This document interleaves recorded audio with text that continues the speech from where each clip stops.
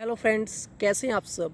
Welcome है आपका आज की क्लास में। तो आज की जो हमारी क्लास है बहुत ही इंपॉर्टेंट सब्जेक्ट पे है। मैं पहले आपको बता दूं कि इंपॉर्टेंट सब्जेक्ट है, प्लीज़ इसको इजी वे में मत लेना, क्योंकि लास्ट टाइम इसमें पूरे के पूरे सेंटर्स तक फेल किए गए, मतलब एक सेंटर में कोई बच्चा पास नहीं हुआ है। तो ऐसे बहुत सारे स्टूडेंट्स हैं जो इसमें फेल हैं, ठीक है। तो आपको इसको थोड़ा सा अच्छे से लेना है और इसकी अच्छे से स्टडी करनी है। अब मैं बात करूँ, इसमें न्यूमेरिकल्स और थ्योरी दो टाइप के क्वेश्चंस आते हैं। न्यूमेरिकल्स की बात करूँ, अगर आप न्यूमेरिकल्स करने के लिए बैठ गए तो एक टॉपिक के 5 से 6 न्यूमेरिकल्स हैं। मींस कि अगर टोटल बुक में देखा जाए तो 50 प्लस ऐसे टॉपिक्स हैं जिन पे न्यूमेरिकल्स हैं, ठीक है। हर सब्जेक्ट में न्यूमेरिकल्स, हर चैप्टर में न्यूमेरिकल्स हैं, हर यूनिट में न्यूमेरिकल्स हैं।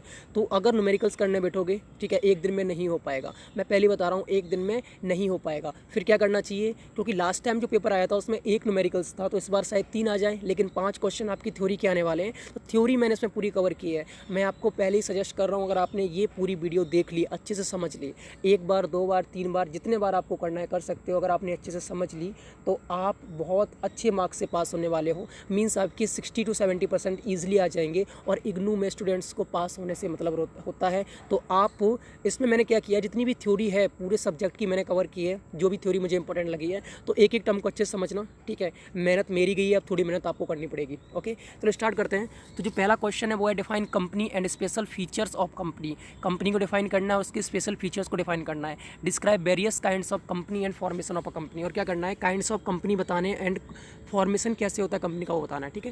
क्वेश्चन नंबर सेकंड है, what do you mean by share capital. Share capital से क्या समझते हो, and categories of share Capitals. Categories को टाइप्स भी कहते हैं। अगर कैटेगरीज आता है तब भी सेम आंसर रहेगा, टाइप्स आता है तब भी सेम आंसर रहेगा, ठीक है। और तो अब उसकी कैटेगरीज क्या है, टाइप्स क्या है शेयर कैपिटल के। Define different types of preference shares. Preference shares के टाइप्स क्या हैं। क्वेश्चन नंबर तीसरा है, define book building and the steps involve in book building process. Book building और इसके क्या होती है और इसमें कौन कौन से स्टेप्स हैं इसके प्रोसेस में। What do you mean by right issue. Right issue of shares क्या होता है, and discuss the advantage of right issue. और राइट इशू की एडवांटेज को डिस्कस करना है।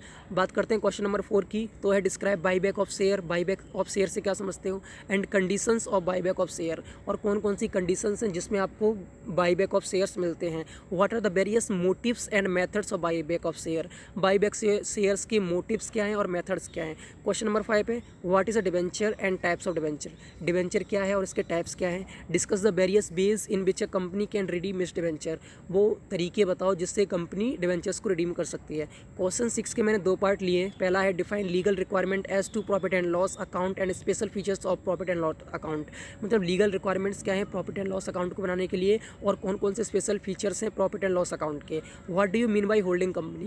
दूसरा है, होल्डिंग कंपनी से क्या समझते हो, explain advantage and limitations of holding company. Holding company के एडवांटेज और लिमिटेशंस क्या है। ओके, तो क्वेश्चन नंबर 7 की बात करें तो है, explain meaning and characteristic of goodwill. जो गुडविल है उसकी मीनिंग क्या है और उसके कैरेक्टरिस्टिक क्या है। What are the factors affecting the value of goodwill. कौन कौन से फैक्टर हैं जो गुडविल की वैल्यू को अफेक्ट करते हैं। And valuation method of goodwill, और गुडविल को मतलब वैल्यूएट करने के लिए, उसकी वैल्यू निकालने के लिए कौन कौन से मेथड्स का यूज़ होता है। क्वेश्चन नंबर 8 की बात करें तो है, define valuation of shares. Shares का वैल्यूएशन क्या है, and factors affecting valuation of shares. Important है, फैक्टर कौन कौन से हैं जिसके लिए शेयर्स का वैल्यूएशन किया जाता है, ठीक है। Explain need for the valuation of the share, और क्या नीड है वैल्यूएशन करने की शेयर्स का। And methods of valuation of shares, और कौन कौन से मेथड हैं जिससे हम क्या करते हैं, शेयर्स का वैल्यूएशन करते हैं। What is meaning and objective of internal reconstruction, ठीक है। ये इंपॉर्टेंट तो नहीं है, लेकिन मैं इस बार रिस्क नहीं लेना चाहता, थ्योरी कहीं से भी आ जाती है, तो मैंने इसलिए हर एक थ्योरी को यहाँ पर डिस्कस किया है, जिससे कि माइंड में एक आइडिया आ जाए कि हाँ, जो टॉपिक है, जो क्वेश्चन है, वो कहना क्या चाहता है, जिससे कि आप बना के भी कुछ लिखाओ, ठीक है। बना के तब लिख पाओगे जब आपको नॉलेज होगी, और जब नॉलेज होगी तो आप बना के लिख सकते हैं। तो मैंने इसमें हर एक टॉपिक को कवर किया है। वैसे इंपॉर्टेंट मेरे हिसाब से नहीं है, बट आ सकता है क्योंकि इग्नू है, कुछ कह नहीं सकते। तो what is meaning and objective of internal reconstruction. Reconstruction में 2 टाइप्स होते हैं, इंटरनल एंड एक्सटर्नल। तो आपको बताना है इंटरनल रिकंस्ट्रक्शन की मीनिंग और ऑब्जेक्टिव्स क्या हैं। उसके बाद एक्सप्लेन मोड्स और method of internal reconstruction. Internal reconstruction के मोड्स और मेथड्स क्या हैं, ठीक है। क्वेश्चन 10 के 2 पार्ट्स हैं। पहला है, explain the book of account generally kept by the bank. मतलब बैंक के द्वारा जो बुक्स ऑफ अकाउंट रहते हैं उनको एक्सप्लेन करना है। दूसरा है, what is commercial bank. Commercial bank से क्या समझते हो, and function of commercial bank. Commercial bank के फंक्शंस क्या हैं। व्हाट आर द सोर्सेस और फंड फॉर कमर्शियल बैंक, ठीक है। जो फंड आता है कमर्शियल बैंक में उसके सोर्सेज क्या है, मतलब कि जो पैसा आता है वो कहाँ कहाँ से आता है। अब ये हो गए हमारे 10 क्वेश्चन लॉन्ग टाइप। अब बात करते हैं डिफरेंशिएट बिटवीन का। पहला है शेयर्स एंड डिवेंचर, शेयर्स और डिवेंचर में डिफरेंस बताना है। दूसरा है कैश फ्लो एनालिसिस, मतलब होता है statement end fund flow statement, ठीक है, फंड फ्लो। तो इसमें है कैश फ्लो स्टेटमेंट और फंड फ्लो स्टेटमेंट से आप क्या समझते हैं, डिफरेंस बताना है। तीसरा है amalgamation, absorption and reconstruction, company को अमलगमेट किया जाता है, एब्जॉर्ब किया जाता है एंड रिकंस्ट्रक्ट किया जाता है, तो तीनों में डिफरेंस बताना है। चौथा है कंपनी एंड पार्टनरशिप, कंपनी और पार्टनरशिप में डिफरेंस क्या ही बताना है, ठीक है। अब बात करते हैं शॉर्ट नोट्स की। तो पहला है statutory books and books of account. दूसरा है procedure for issue of share, मतलब जो शेयर का इशू करते हैं उसके प्रोसीजर क्या है। तीसरा है कॉल सिनेरियर। चौथा है for feature and re issue for feature share, ठीक है, शेयर फॉर फीचर क्या होता है, इसका री इशू क्या है, ठीक है, इंपॉर्टेंट है। चौथा है issue of right share, right share का इशू करना क्या कहलाता है। सिक्स्थ है वो है conditions for redemption of preference share, preference share को जब रिडीम किया जाता है तो उसकी कंडीशंस कौन कौन सी होती हैं। सेवन्थ है issue of bonus share, bonus share कब इशू किया जाता है। एट्थ है सिंकिंग फंड मेथड क्या होता है, किसके लिए, रिडम्पशन ऑफ डिवेंचर के लिए। नाइन्थ है special features of profit and loss account, profit and loss account के स्पेशल फीचर्स क्या क्या हैं। टेंथ है प्रीलिमिनरी एक्सपेंसेस, ठीक है। 11th है important terms in amalgamation, amalgamation में इंपॉर्टेंट टर्म्स कौन कौन सी हैं। 12th है रियलाइजेशन अकाउंट क्या होता है। और 13th है NBFC क्या होती है, ठीक है। 14th है slip system of bank book keeping क्या होता है। 15th है statutory reserve and statutory liquidation ratio क्या होता है। 16th है reasons for growing non performing asset, जो नॉन परफॉर्मिंग असेट्स हैं, जो ऐसे असेट जो परफॉर्म नहीं करते उनका जो ग्रो हो रहा है, मतलब ज़्यादा आ रहे हैं, उसका रीजंस क्या है। और जो 17th है वो रेपो रेट क्या कहलाता है। 18th है asset structure of commercial bank, commercial bank का असेट स्ट्रक्चर क्या है। जो 19th क्वेश्चन है वो है कैश फ्लो स्टेटमेंट से आप क्या समझते हो। 20 जो क्वेश्चन है वो है corporate dividend tax and divisible profit क्या होता है। 21st क्वेश्चन है स्टॉक इन्वेस्ट स्कीम क्या होती है। तो ये रहे आपके शॉर्ट नोट्स। अब बात करते हैं प्रैक्टिकल क्वेश्चंस की, ठीक है। तो मैं आपको बता दूं, जैसा कि मैंने लास्ट टाइम का जो पेपर देखा था उसमें आपका आया था इशू ऑफ शेयर से, जिसमें कि आपको प्रीमियम दिया गया था, ठीक है, उसमें रीइशू दिया गया था, फॉर फीचर दिया गया था, okay.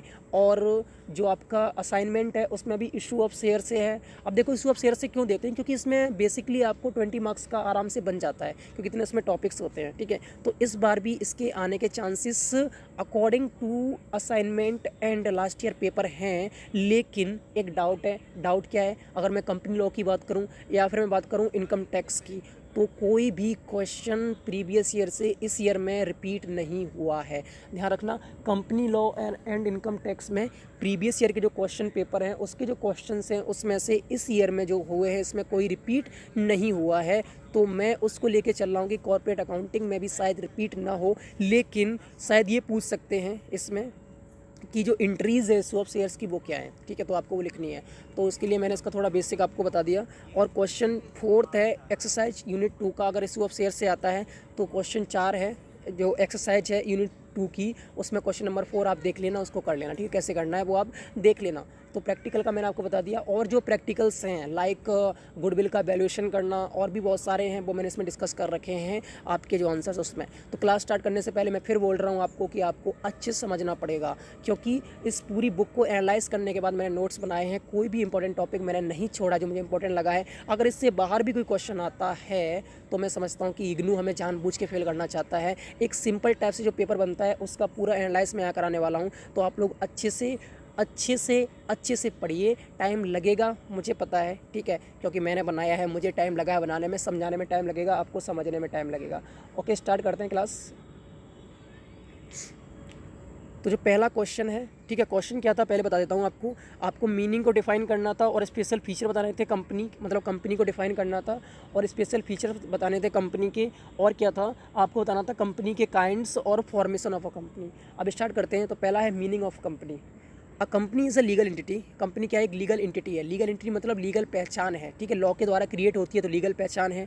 Form by a group of individual, किसके द्वारा फॉर्म किया जाता है, ग्रुप ऑफ इंडिविजुअल्स के द्वारा फॉर्म किया जाता है। लोग क्या करते हैं, उसको मिलकर एक कंपनी को फॉर्म करते हैं।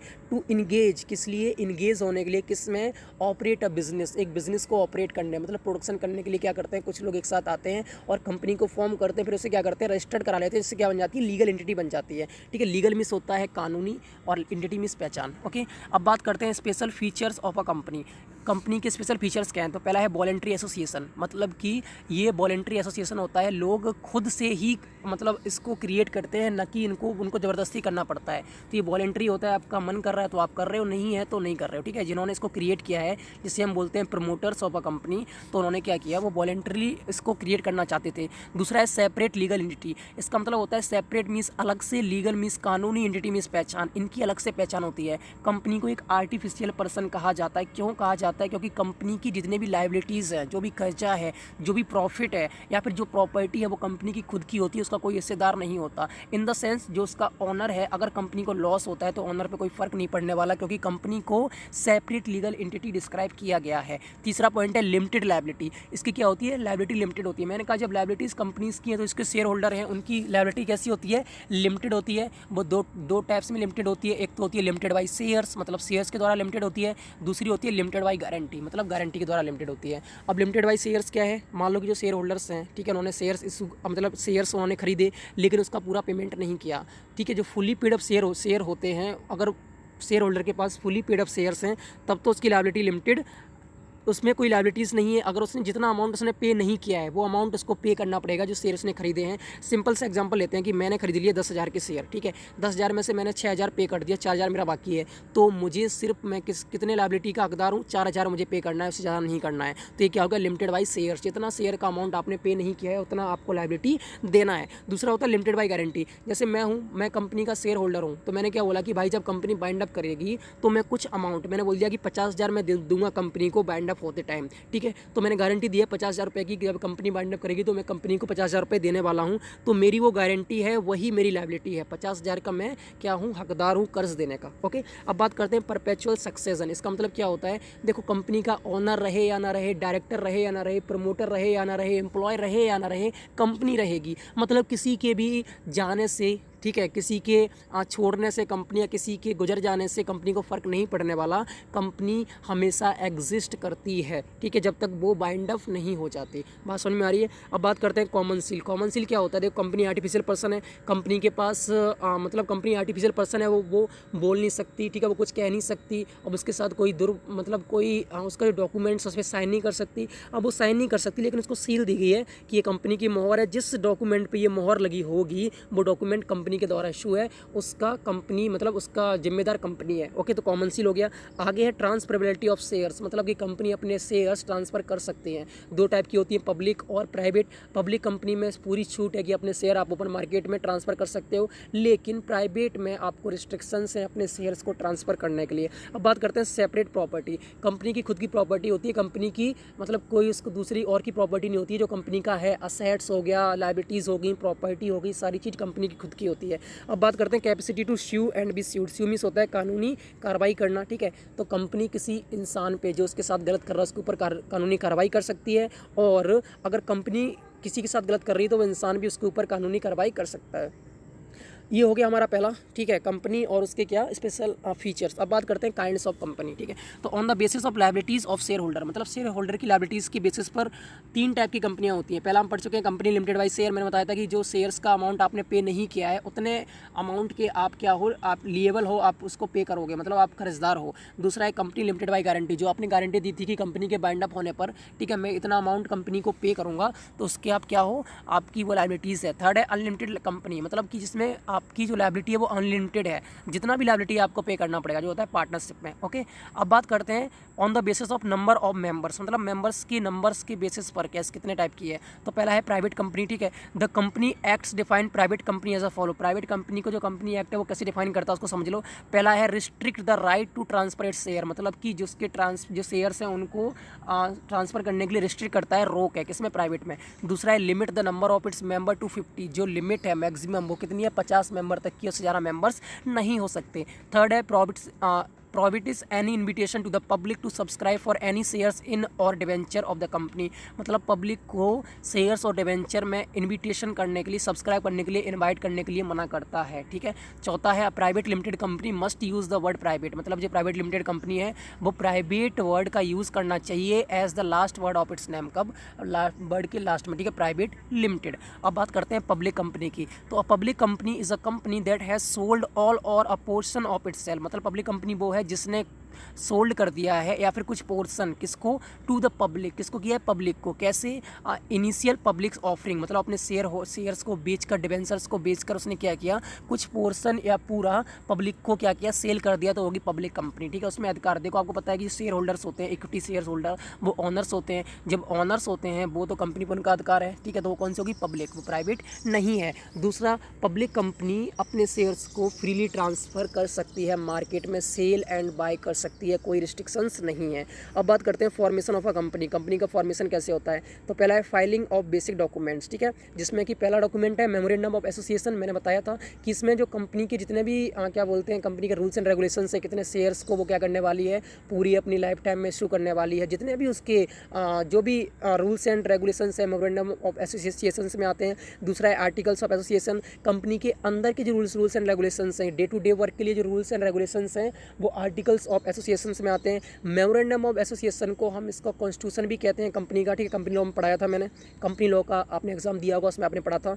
अब बात करते हैं तीसरा, agreement for appointment of a managing director of और मैनेजर, मतलब कि एग्रीमेंट होता है किसके लिए, अपॉइंटमेंट करने के लिए, किसको, मैनेजिंग डायरेक्टर एमडी को और मैनेजर को अपॉइंट करने के लिए क्या होता है, एग्रीमेंट होता है। चौथा है a list of directors and their consent to act as such duly signed by each, मतलब कि डायरेक्टर की लिस्ट क्या होती है और जो उनके थ्रू जो कोई भी मतलब अपॉइंट करने वाले हैं, ठीक है, उनकी लिस्ट ली जाती है, उस पर साइन किया जाता है सभी के द्वारा। ठीक है, दूसरा है सर्टिफिकेट ऑफ इनकॉर्पोरेशन। इनकॉर्पोरेशन मतलब होता है रजिस्टर्ड कराना। ठीक है, जब कंपनी रजिस्टर्ड होती है लीगली, उसे हम बोलते हैं इनकॉर्पोरेशन, तो सर्टिफिकेट ऑफ इनकॉर्पोरेशन भी बनाना पड़ता है। ठीक है, तो ये क्या होता है, minimum and maximum membership are 2 and 50 respectively, मतलब कि जो प्राइवेट कंपनी है उसमें 2 से लेकर 50 तक आपके मिनिमम 2 और मैक्सिमम कितने, 50। लेकिन जो पब्लिक कंपनी है उसमें 7 और अनलिमिटेड, मतलब पब्लिक कंपनी में मिनिमम 7 चाहिए और मैक्सिमम अनलिमिटेड मेंबर्स हो सकते हैं। बी है public participation bye issuing a prospectus is prohibited, मतलब कि पब्लिक का पार्टिसिपेशन क्या है, प्रोहिबिटेड है। अगर आप मतलब प्रोस्पेक्टस के थ्रू आप क्या कर रहे हो, पब्लिक को बुला रहे हो, ठीक है, उसमें रोक है। सी है shares are not free transferable, shares क्या है, फ्री ट्रांसफरेबल नहीं है, किसके लिए, प्राइवेट कंपनी के लिए। अब बात करते हैं क्वेश्चन नंबर 2 की, जो कि था what do you mean by share capital and categories of share capital. ठीक है, शेयर कैपिटल को बताना था, उसकी कैटेगरीज या टाइप्स बताने थे, और इसमें था different type of preference shares को बताना था। तो हम बात करते हैं शेयर कैपिटल की। ठीक है, the capital raised by a company by the issue of share, मतलब शेयर्स को इशू करके जो कैपिटल रेस्ट आती है, जो कैपिटल आती है, उसे हम बोलते हैं शेयर कैपिटल, मतलब शेयर्स के द्वारा आया हुआ पैसा क्या कहलाता है, शेयर कैपिटल कहलाता है। टाइप्स या कैटेगरीज ऑफ शेयर कैपिटल देख लेते हैं। पहला है ऑथराइज्ड और रजिस्टर्ड और नॉमिनल कैपिटल। ठीक है, इंपॉर्टेंट है, समझ लेना, क्योंकि हमने 12th में भी पढ़ा है, बेसिक है, तो आपको अच्छे समझ में भी आ जाएगा। ठीक है, तो मैंने क्या कहा, पहला है ऑथराइज्ड और रजिस्टर और nominal capital. The authorised capital is the amount of share capital which a company is authorised to issue by its MOA, मतलब कि एमओए में लिखा होता है कि कंपनी कितना कैपिटल को ऑथराइज्ड करने वाली है, इशू करने वाली है, वो अमाउंट होता है। जैसे कंपनी ने लिख दिया कि मैं पूरी अपनी लाइफ टाइम में 50 करोड़ का शेयर कैपिटल इशू करने वाली हूँ, ठीक है, तो वो क्या हो गया, वो उसकी ऑथराइज्ड कैपिटल हो गई। अब बात करते हैं दूसरा issue, the maximum amount which a company is authorised to raise by the issue of shares, वही मैंने बता दिया आपको। दूसरा इशू कैपिटल, इशू क्या होता है, कंपनी ने जो मतलब इशू किया है पब्लिक को कि आप आओ हमारे शेयर्स को खरीदो।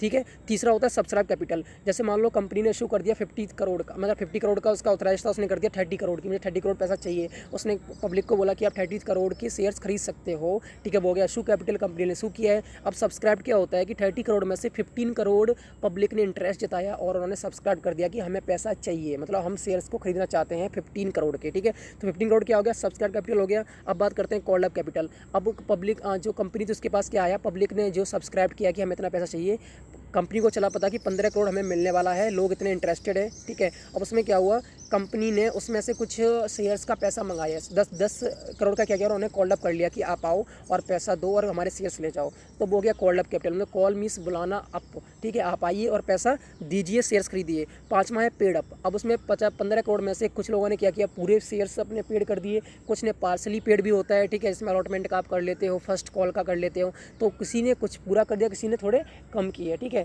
तो जो पेड अप अमाउंट आया कंपनी का उसे हम बोलते हैं पेड अप कैपिटल।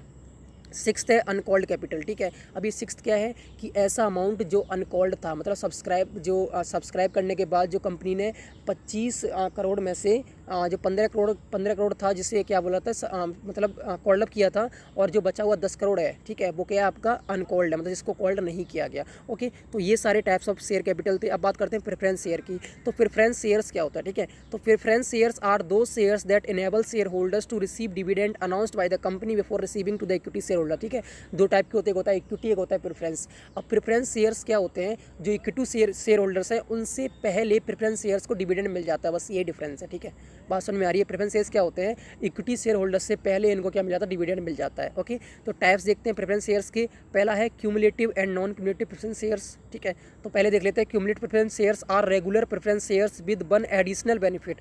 मतलब जो क्यूमुलेटिव प्रेफरेंस शेयर्स होते हैं वो रेगुलर प्रेफरेंस शेयर्स होते हैं एक एडिशनल बेनिफिट के साथ। उसमें क्या होता है, the extra advantage here is that the holders of the shares have the right to receive dividend even if the issuing company has missed out on paying them in the past due to the not able to generate profit. जैसे मान लो कि कोई company है, ठीक है, उसको last year में क्या हुआ, प्रॉफिट नहीं हुआ। ओके, तो आगे जो ईयर्स हैं उनमें जो ये क्यूमुलेटिव प्रेफरेंस जो शेयर्स प्रेफरेंस शेयर्स होल्डर्स होते हैं इनको प्रॉफिट मिलता है, इनको डिविडेंड मिलता है। ठीक है, अब इसमें शेयर्स होल्डर्स में क्या होता है कि अगर प्रॉफिट नहीं हुआ तो आपको पैसा नहीं मिलता, लेकिन जो क्यूमुलेटिव प्रेफरेंस शेयर्स होते हैं इनको जो पहले इनको पेड अप नहीं हुआ है वो बाद में इनको पेड अप कर दिया जाता है। ओके, अब बात करते हैं नॉन क्यूमुलेटिव प्रेफरेंस शेयर्स को। तो non cumulative preference shares are those shares that provide the share holder a fix dividend amount each year from the company's net profit. Non cumulative भी होते हैं कि जिनको एक साल मतलब उनका जो फिक्स होता है डिविडेंड वही मिलता है, अगर उनका पेडअप नहीं हुआ तो उनको नहीं मिलने वाला। दोनों डिफरेंस समझ में आ गया।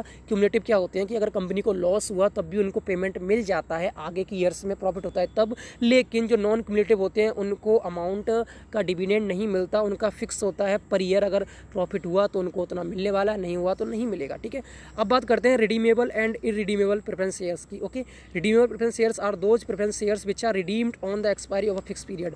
मतलब कि जब उनका प्रेफरेंस शेयर्स का एक टाइम ऑफ पीरियड होता है, ठीक है, और जब वो एक्सपायर हो जाते हैं उस टाइम ऑफ पीरियड पे तो उसे क्या कर दिया जाता है, रिडीम कर दिया जाता है, आपको पैसा दे दिया जाता है। ठीक है, और इरिडीमेबल क्या होते हैं कि जिनका कोई भी फिक्स पीरियड नहीं होता, वो कब होते हैं redeem, winding of the company, जब कंपनी को वाइंड अप किया जाता है तभी रिडीम होते हैं, वैसे कोई उनका फिक्स पीरियड ऑफ टाइम नहीं होता। ओके, थर्ड की बात करते हैं तो है participating and non participating preference shares. ठीक है, पार्टिसिपेटिंग और नॉन पार्टिसिपेटिंग प्रेफरेंस शेयर्स क्या होते हैं देख लेते हैं। तो participating preference share holders are also entitled to surplus profit of the company. जो पार्टिसिपेटिंग प्रेफरेंस शेयर होल्डर होते हैं वो क्या होते हैं, जो सरप्लस प्रॉफिट है कंपनी के, ठीक है, उनको वो दिया जाता है। और नॉन जो पार्टिसिपेटिंग प्रेफरेंस हैं do not entitle share holder to any surplus profit but offer them the promise dividend. मतलब जो पार्टिसिपेटिंग प्रेफरेंस शेयर्स हैं, ठीक है, उनको क्या मिलता है, जैसे मान लो कंपनी में कोई प्रॉफिट हुआ है, ठीक है, तो सरप्लस होता है मतलब कि एक्स्ट्रा प्रॉफिट, तो उसमें से कुछ हिस्सा इनको दिया जाता है। लेकिन जो नॉन पार्टिसिपेटिंग प्रेफरेंस शेयर्स हैं उनको कोई भी ऐसा नहीं दिया जाता, जो उनको डिविडेंड प्रॉमिस किया गया कि आपको इतना पैसा मिलने वाला है एज अ डिविडेंड, ठीक है, वो ही उनको मिलता है, एक्स्ट्रा अमाउंट नहीं मिलता। तो उसे हम बोलते हैं participating and non participating preference share. अब बात करते हैं convertible and non convertible preference shares की। ठीक है, तो a convertible preference share is one which can be converted into equity share. मतलब ऐसे प्रेफरेंस शेयर जो इक्विटी शेयर में कन्वर्ट हो सकते हैं उन्हें बोलते हैं कन्वर्टेबल।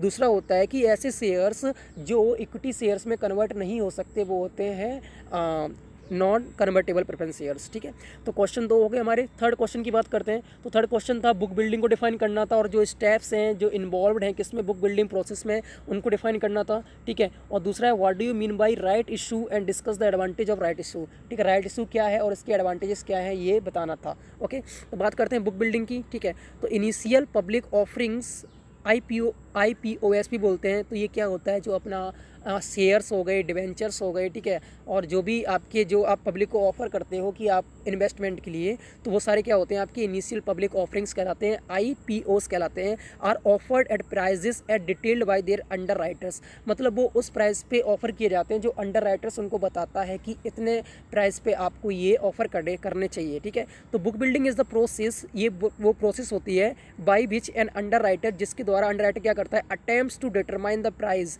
वो क्या करता है कि उन शेयर्स का, उन ऑफरिंग्स का प्राइस जानने के लिए बुक बिल्डिंग को बनाता है, जिसके थ्रू वो क्या करता है, उनका प्राइस पता करता है। ठीक है, eight which an initial public offering will be offered. समझ में आ गया। बुक बिल्डिंग क्या होता है, ये वो प्रोसेस होता है जिसके द्वारा जो अंडर राइटर होता है, अंडर राइटर ही क्या करता है, शेयर्स या जो भी आपके डिवेंचर्स हैं उनका प्राइस सेट करता है। तो बुक बिल्डिंग के प्रोसेस के द्वारा ही अंडर राइटर को पता चलता है कि जो शेयर्स हैं, जो भी पब्लिक ऑफरिंग्स हैं, इनका प्राइस कितना है। ठीक है, ओके। अब बात करते हैं स्टेप्स कौन कौन से हैं जो बुक बिल्डिंग प्रोसेस में होते हैं। पहला है हायरिंग अंडरराइटर, आपको अंडरराइटर हायर करना पड़ेगा। दूसरा है इन्वेस्टर्स बिडिंग, इसमें क्या होता है जो इन्वेस्टर्स उनकी बिडिंग होती है, कितने शेयर्स खरीदने वाले हो, कौन कितना खरीदेगा, कितना पैसा, ठीक है। तीसरा है शेयर्स प्राइसिंग, शेयर्स का प्राइस फिक्स होता है, ठीक है। जब इन्वेस्टर्स की बिडिंग आती है कि इतने पैसे में वो शेयर्स खरीद सकते हैं, उसके अकॉर्डिंग एवरेज प्राइस के अकॉर्डिंग क्या करते हैं वो शेयर्स का प्राइस फिक्स करते हैं। बिडिंग प्रोसेस ट्रांसपेरेंसी, फिर क्या करते हैं शेयर्स का प्राइस मतलब करने के बाद जो बिडिंग का प्रोसेस था उसको आगे बढ़ाते हैं, ठीक है। और उसके बाद अलॉटमेंट एंड सेटलमेंट, फिर क्या करते हैं अलॉट करते हैं शेयर्स को और फिर बाद में सेटलमेंट कर देते हैं शेयर्स का। तो ये पूरा प्रोसेस था किसका, बुक बिल्डिंग का। अब बात करते हैं राइट इशू क्या होता है। राइट इशू और राइट शेयर्स एक ही चीज़ है, कंफ्यूज मत होना। राइट इशू और राइट शेयर अगर दोनों में से कुछ भी आता है एक ही चीज़ है। The right shares refers to those issue of shares, right shares उनको बोलते हैं ऐसे इशू ऑफ शेयर्स को बोलते हैं which a company offers to their existing share holders at a discount. मतलब कंपनी क्या करती है, शेयर्स ऐसे लोगों को ऑफर करती है जो उसमें से पहले ही शेयर होल्डर्स हैं, ठीक है। मतलब कि जो शेयर होल्डर है पहले से ही उसके मालिक हैं, उनको क्या किया, उनको और शेयर्स ऑफर करती है, ठीक है। उसे हम बोलते हैं राइट इशू, ओके। और किस पे करती है, डिस्काउंट पे करती है, जिससे कि वो खरीद ले। अब इससे फ़ायदा क्या, कंपनी का आगे पढ़ेंगे एडवांटेजेस में, ठीक है, कि उन्हीं शेयर होल्डर्स को मतलब कि पहले से मालिक है उनको और अधिकार देने का फ़ायदा क्या है वो हम आगे पढ़ेंगे advantages of right issue of shares में, ठीक है। तो पहले समझ लो राइट इशू क्या होता है कि कंपनी शेयर्स इशू करती है ऐसे लोगों को जो पहले से उस कंपनी के शेयर होल्डर्स हैं और किस पे करती है, डिस्काउंट पे करती है, तो वो हो गया राइट इशू, ओके। अब बात करते हैं such shares should be offered to persons who are at that time the holders of the shares. मतलब कि ये शेयर्स उनको ऑफर किए जाते हैं जो उस टाइम क्या होते हैं, शेयर्स के होल्डर होते हैं, ठीक है। The holders of the share of the company, company के शेयर्स उनके होल्डर होने चाहिए, ठीक है। And proportionality the ratio of the shares held by them, और क्या होना चाहिए जो रेशियो है जो शेयर्स का उसके अकॉर्डिंग क्या करते हैं उनको ऑफर किए जाते हैं, ठीक है, जितना रेशियो है। अब ये भी नहीं है कि आप कोई सारे शेयर्स ऑफर कर दिए जाएँ, ठीक है। तो अकॉर्डिंग टू योर जो रेशियोज़ हैं आपके उसके अकॉर्डिंग क्या करते हैं आपको शेयर्स ऑफर किए जाते हैं, उसे हम बोलते हैं राइट शेयर। अब इसके एडवांटेजेस क्या है, कंपनी ऐसा क्यों करती है वो देख लेते हैं। पहला है ऑनरशिप इज रिटेंड, मतलब कि ऑनरशिप रिटेंड रहती है, आप किसी और को ऑनर्स नहीं बनाते, ज़्यादा लोगों के पास ऑनरशिप नहीं आती, ठीक है, जितने लोग हैं उन्हीं में रहती है ऑनरशिप। तो उसको पढ़ते हैं with the issue of right shares, right share को इशू करने पर the company can retain the control in the hands of the existing share holder. Company क्या कर सकती है, जो एग्जिस्टिंग शेयर होल्डर्स हैं उनके हाथों में ही कंट्रोल को रिटेन कर सकती है, उनको रख सकती है। दूसरा है नो डिल्यूशन इन वैल्यू, जो वैल्यू उसमें कोई डिल्यूशन नहीं होता, ठीक है। इसको समझते हैं the existing share holders do not suffer dilution in the value of their share due to the fresh issue made by the company because of the right issue.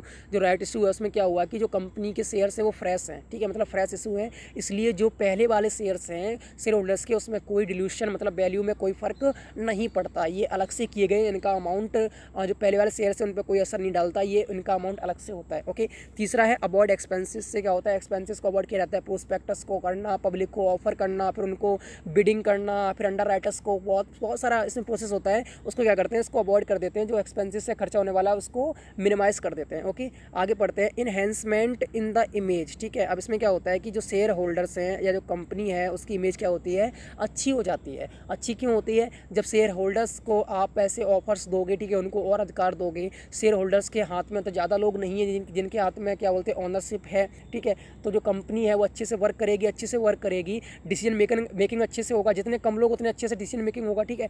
तो जितना अच्छे से होगा तो उसमें क्या होता है कंपनी की जो इमेज है वो अच्छी हो जाती है, इनहेंसमेंट हो जाती है, इमेज बड़ी हो जाती है। आगे बात करते हैं मोर सर्टेनली ऑफ फंड्स, ठीक है। इसमें क्या होता है कि जो फंड है वो भी ज़्यादा क्रिएट होता है, ओके। आगे बात करते हैं नो मिसयूज़ ऑफ अपॉर्चुनिटी, इसमें किसी भी अपॉर्चुनिटी का मिसयूज़ नहीं होता, मतलब कि बाहर का कोई आके शेयर होल्डर बन के कुछ मिसयूज़ नहीं कर सकता, इसलिए एग्जिस्टिंग शेयर होल्डर्स को ही शेयर इशू कर दिए जाते हैं।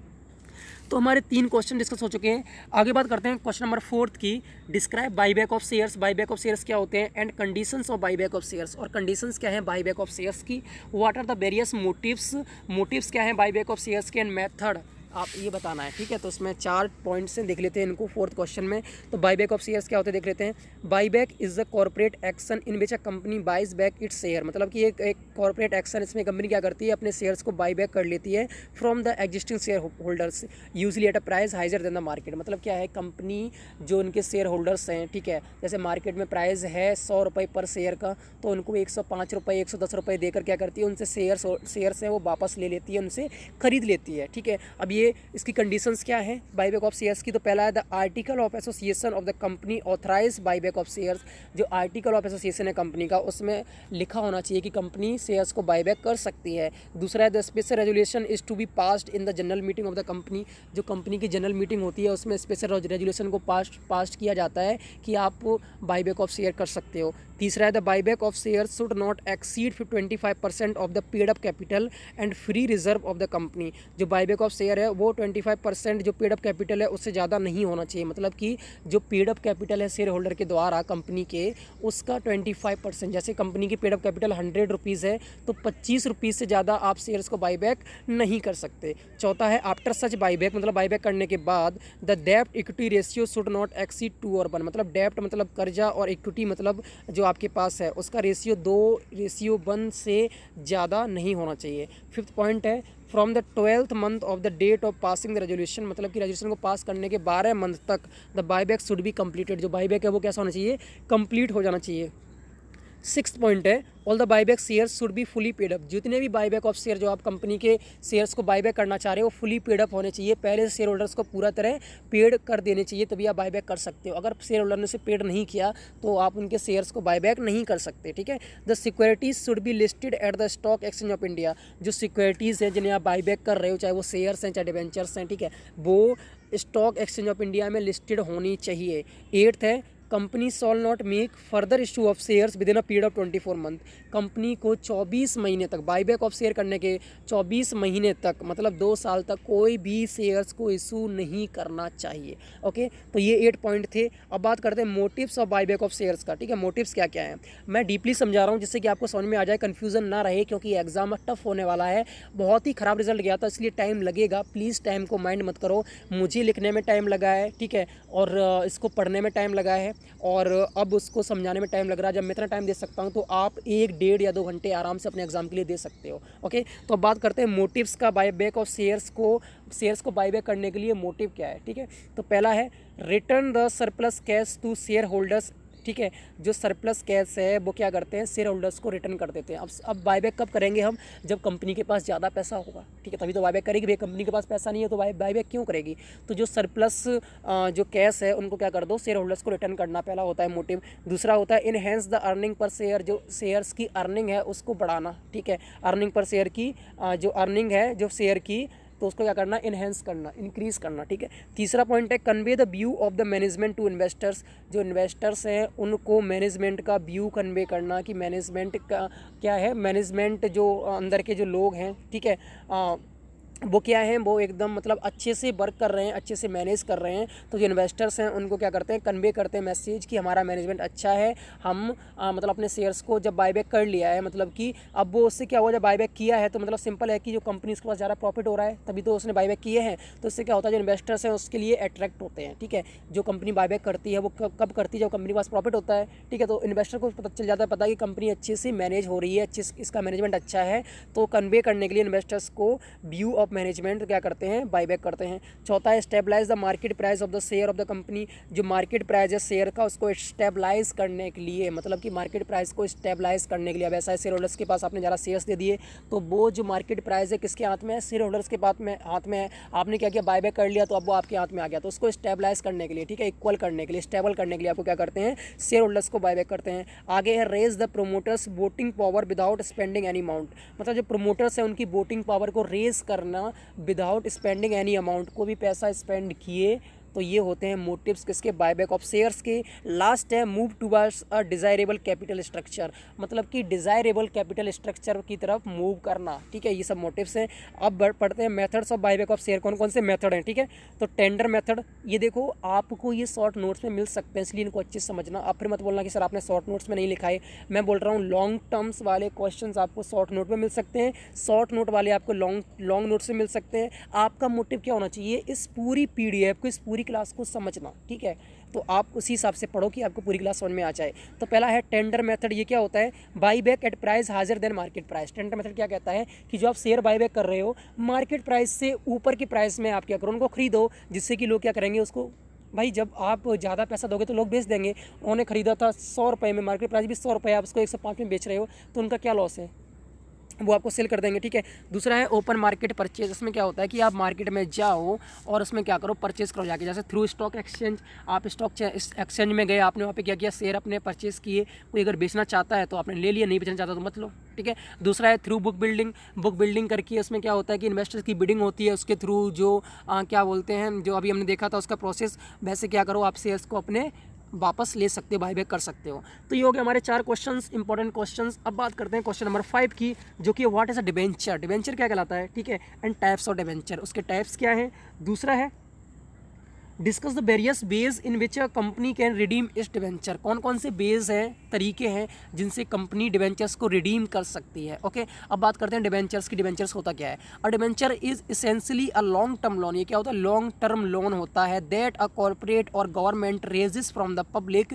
जो कॉर्पोरेट बिजनेस जो कंपनी है या गवर्नमेंट क्या करती है, पब्लिक से रेज करती है लोन को, ठीक है, फॉर कैपिटल रिक्वायरमेंट। किसके लिए, कैपिटल रिक्वायरमेंट के लिए। अब देखो जो कंपनियां हैं या गवर्नमेंट की कंपनियां, उनको क्या चाहिए भैया, उनको पैसा चाहिए, कैपिटल चाहिए। अब उनको कैपिटल रिक्वायरमेंट है तो वो क्या करते हैं, लोन को रेस करते हैं। कौन सा लोन, लॉन्ग टर्म लोन, ठीक है। लॉन्ग टर्म लोन को रेस किया और उनको पैसा और उनको क्या दिया, डिवेंचर दे दिया कि आप इसको रखिए, आपका मतलब ये सबूत है कि आपने हमें लोन दिया है, ठीक है, वो होता है डिवेंचर। और government raising fund to construct road, जैसे एग्जांपल है, गवर्नमेंट क्या कर रही है, फंड रेज कर रही है रोड्स को बनाने के लिए, फॉर द पब्लिक। किसके लिए, पब्लिक के लिए। Debenture holders are the creditors. ये क्या होते हैं, क्रेडिटर्स होते हैं, मतलब जिनको पैसा देना होता है, कंपनी उसकी कर्जदार होती है। ओके, अब बात करते हैं टाइप्स ऑफ डिवेंचर्स की। डिवेंचर्स के टाइप्स कौन कौन से हैं। पहला है रिडीमेबल एंड इरिडीमेबल डिवेंचर्स, हमने पहले पढ़ा था। अब इसमें क्या होगा कि ऐसे डिवेंचर्स जो रिडीम हो जाएं, ठीक है, स्पेसिफिक पीरियड जो उनका टाइम दिया गया उसमें रिडीम हो जाएंगे, वो रिडीमेबल हो गए। और ऐसे डिवेंचर्स जो स्पेसिफिक डेट पर रिडीम ना हो, मतलब कि उनमें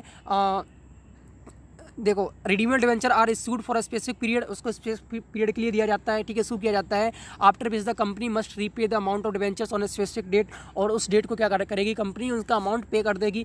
इरिडीमेबल क्या होते हैं, जो डिवेंचर जिनका कोई फिक्स डेट नहीं होता, वो होता है इरिडीमेबल, ठीक है। अब बात करते हैं रजिस्टर्ड एंड बियरर डिवेंचर्स। अब इसमें क्या होता है, registered debentures are those which are registered in the name of the holder. ये होल्डर के नेम पर, जो उसका होल्डर है डिवेंचर का, उसके होल्डर के नेम पे क्या होता है, रजिस्टर्ड होते हैं कंपनी में, बाय द कंपनी, ठीक है, in the register of debenture holders. किसमें, एक रजिस्टर होता है, रजिस्टर ऑफ डिवेंचर होल्डर्स, ठीक है। बुक्स वाले में पढ़ोगे आप, कंपनी की जो बुक्स उसमें पढ़ोगे, पढ़ाऊंगा आगे, तो उसमें एक रजिस्टर होता है, रजिस्टर ऑफ डिवेंचर होल्डर। उसमें जो डिवेंचर्स होल्डर्स हैं, जो जिनका नाम उसमें रजिस्टर्ड होता है, उन्हें हम बोलते हैं रजिस्टर्ड डिवेंचर्स। अब बात करते हैं बियरर डिवेंचर्स क्या होते हैं। तो bearer debentures are the debentures which can be transferred by way of delivery. उनको क्या करते हैं, डिलीवरी के थ्रू, जैसे आपने ऑनलाइन मंगा लिया डिवेंचर्स के, आपने पैसा सेंड कर दिया और आपको डिवेंचर चाहिए, तो आपको डिलीवरी के थ्रू क्या करते हैं, डिवेंचर सेंड कर दिए जाते हैं। And the company does not keep any record, उसका कोई रिकॉर्ड नहीं होता, इसलिए बोलते हैं बियरर। ओके, दोनों टाइप समझ में आ गए। अब बात करते हैं सिक्योर्ड एंड अनसिक्योर्ड डिवेंचर्स, ठीक है। तो secured debentures are those debenture which are secured either by the mortgage or a particular set of the company. अब इसमें क्या होता है, जैसे कंपनी लॉस में जाती है, ओके, तो डिवेंचर्स का आपको अमाउंट मिलेगा या नहीं मिलेगा, तो इसमें आपको सिक्योरिटी दी जाती है कि अगर कंपनी लॉस में जाती है तो उसके जो असेट्स हैं उनको बेचकर आपको क्या किया जाएगा, डिवेंचर्स का जो आपका अमाउंट है वो आपको रीपे किया जाएगा, इसलिए इसको सिक्योर्ड बोलते हैं। अनसिक्योर्ड क्या है, unsecured debentures are those debentures which are not secured by any charge or mortgage of any property of the company. मतलब अनसिक्योर्ड क्या है कि जिन पर कोई ऐसी सिक्योरिटी नहीं होती है कि आपको पैसा मिल ही जाएगा, वो होते हैं अनसिक्योर्ड। ओके, तो समझ में आ गया होगा। अब बात करते हैं convertible and non convertible debenture. देखो सिंपल समझ लो कि ऐसे डिवेंचर जो क्या हो सकते हैं, जो इक्विटी शेयर्स में कन्वर्ट हो जाएं, वो होते हैं आपके कन्वर्टेबल डिवेंचर्स, ठीक है। और ऐसे डिवेंचर्स जो इक्विटी शेयर्स में कन्वर्ट ना हो पाएँ, वो होते हैं आपके नॉन कन्वर्टेबल डिवेंचर्स। फिर भी पढ़ लेते हैं। A convertible debentures is a type of long term डेप्ट इशूड बाय ए कंपनी। ये लॉन्ग टर्म डेप्ट होता है जो कंपनी इशू करती है, that can be converted into shares. किस में हो जाए, शेयर्स ऑफ इक्विटी स्टॉक, मतलब इक्विटी शेयर में हो जाए आफ्टर स्पेसिफिक पीरियड, मतलब एक स्पेसिफिक पीरियड के बाद ये क्या होते हैं, इक्विटी शेयर में कन्वर्ट हो सकते हैं। अब वो कब हो सकते हैं, जैसे डिवेंचर को आपने, डिवेंचर होल्डर्स को आपने पैसा नहीं दिया, वो चाहते हैं वो, और उन्होंने क्या आपको ऑफर किया है कि आप अपने कन्वर्ट कर लो इक्विटी शेयर होल्डर्स में, तो आप उनको कन्वर्ट कर सकते हो, ठीक है। नॉन कन्वर्टेबल इसका उल्टा है, मतलब कि जो कन्वर्ट ना हो सकें। तो ये आपको समझ में आ गया होगा आई थिंक। अब बात करते हैं various ways in which a company can redeem its debentures are, मतलब कौन कौन से बेज हैं जिनमें कंपनी क्या कर सकती है, इनके जो डिवेंचर्स उनको रिडीम कर सकती है, ठीक है। तो रिडम्पशन ऑन मैच्योरिटी, रिडीम मतलब क्या होता है, रिडीम इसी होता है कि डिवेंचर का पैसा आपको दे दिया जाएगा। ओके, तो पहला है रिडम्पशन ऑन मैच्योरिटी, जब आपका डिवेंचर्स का जब टाइम हो जाएगा, जो पीरियड है उस पर है, तो उस टाइम पे क्या करती है कंपनी, आपके से जो डिवेंचर्स है उनको रिडीम कर देती है। Okay, debenture are issued for a specific period, period of time, मतलब डिवेंचर्स को स्पेसिफिक पीरियड ऑफ टाइम के लिए इशू किया जाता है, ठीक है। After the expiry of that period, उस पीरियड की एक्सपायरी होने के बाद the amount of debentures to be paid back, तो अमाउंट आपका है वो आपको पेड बैक कर दिया जाएगा, ओके। अब बात करते हैं रिडेम्पशन इन इंस्टॉलमेंट। इंस्टॉलमेंट्स में आपको रिडेम्पशन किया जाता है, मतलब आपका जो अमाउंट है वो आपको इंस्टॉलमेंट में, मतलब महीने, 2 महीने, 3 महीने, ऐसे इंस्टॉलमेंट में, किस्तों में आपको किया जाता है, आपको पैसा दिया जाता है। तीसरा है redemption by purchase in the open market. आप क्या कर सकते हो, अब जो अपने शेयर होल्डर्स हैं वो आप ओपन मार्केट में, जो कंपनी है वो परचेज करके आपके डिवेंचर्स को, ठीक है, ओपन मार्केट में उसको वैसे रिडीम कर देती है। चौथा है रिडेम्पशन बाय कन्वर्शन। आप इक्विटी शेयर होल्डर्स में, इक्विटी शेयर्स में कन्वर्ट करके अपने डिवेंचर्स को रिडीम करा सकते हो, ओके। अब बात करते हैं क्वेश्चन नंबर 6 की, जो कि define legal requirements as to profit and loss account.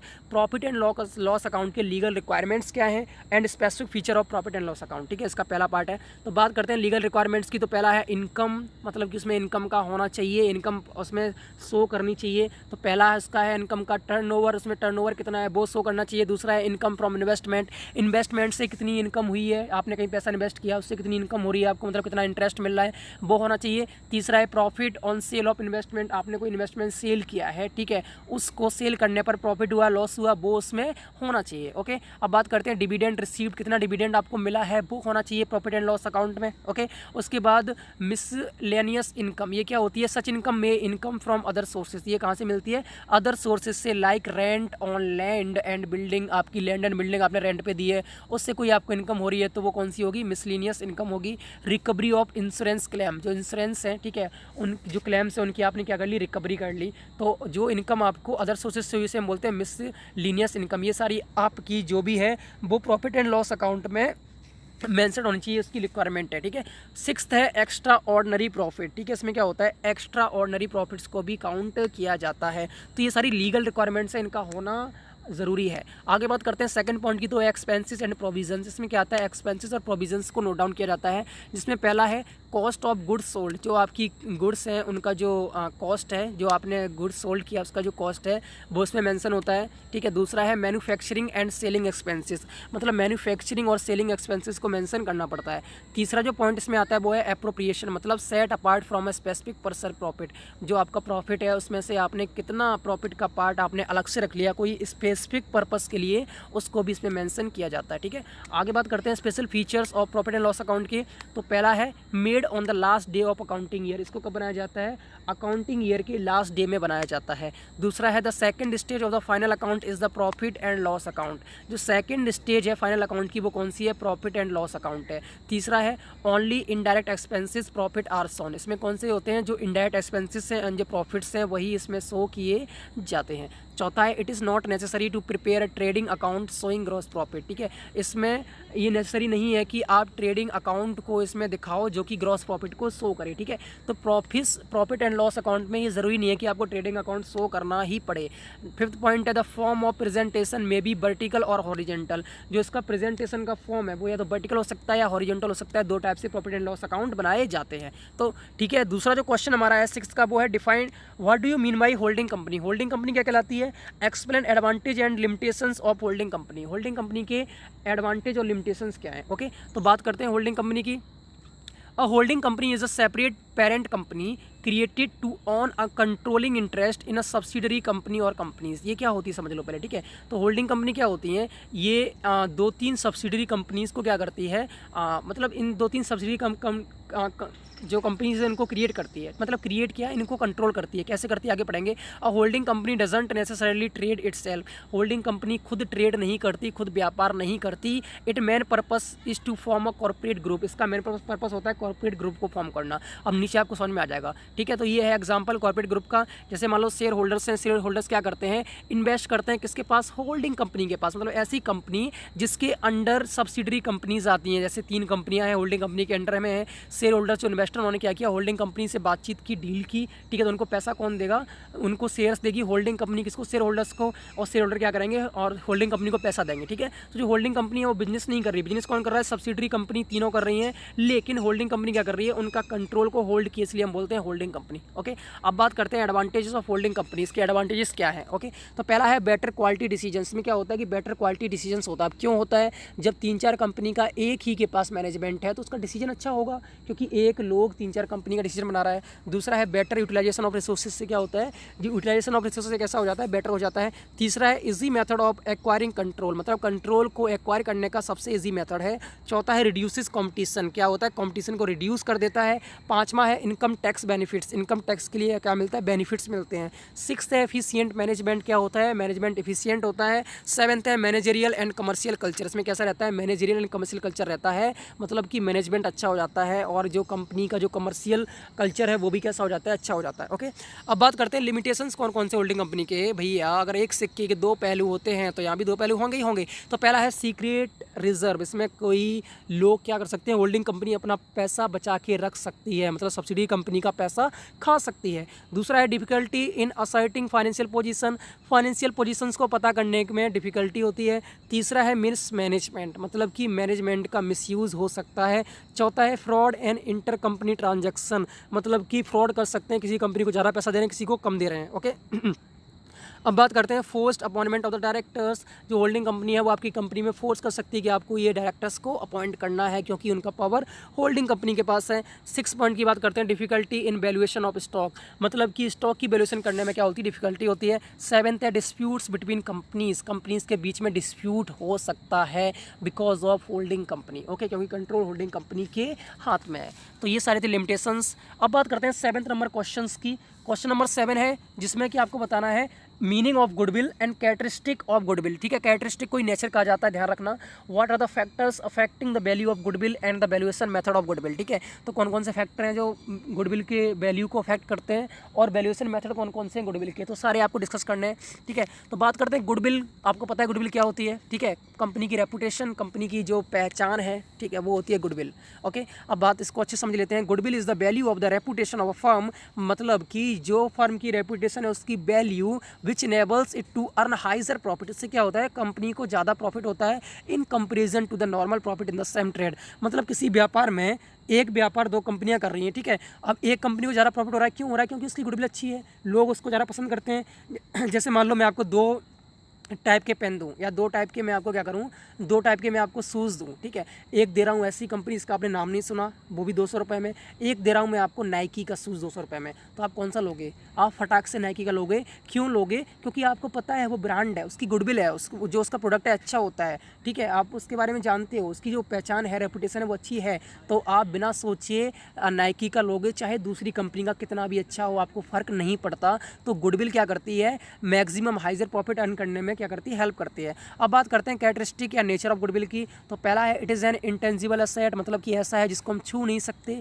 दूसरा है its value tends to fluctuate, इसकी वैल्यू कैसी होती है, चेंज होती रहती है, जैसी आपकी गुडविल वैसा आपका प्रॉफिट। तीसरा है valuation at the time of sale of business, जब बिजनेस का आप जब सेल करते हो तब इसका वैल्यूएशन होता है। ओके, चौथा है difficulty in placing value of goodwill, ठीक है, क्या इसमें क्या होता है कि जो वैल्यू ऑफ गुडविल है उसको प्लेस करने की बहुत डिफिकल्ट होता है, क्योंकि वैल्यूएशन जो गुडविल है वो आपकी चेंज होती रहती है।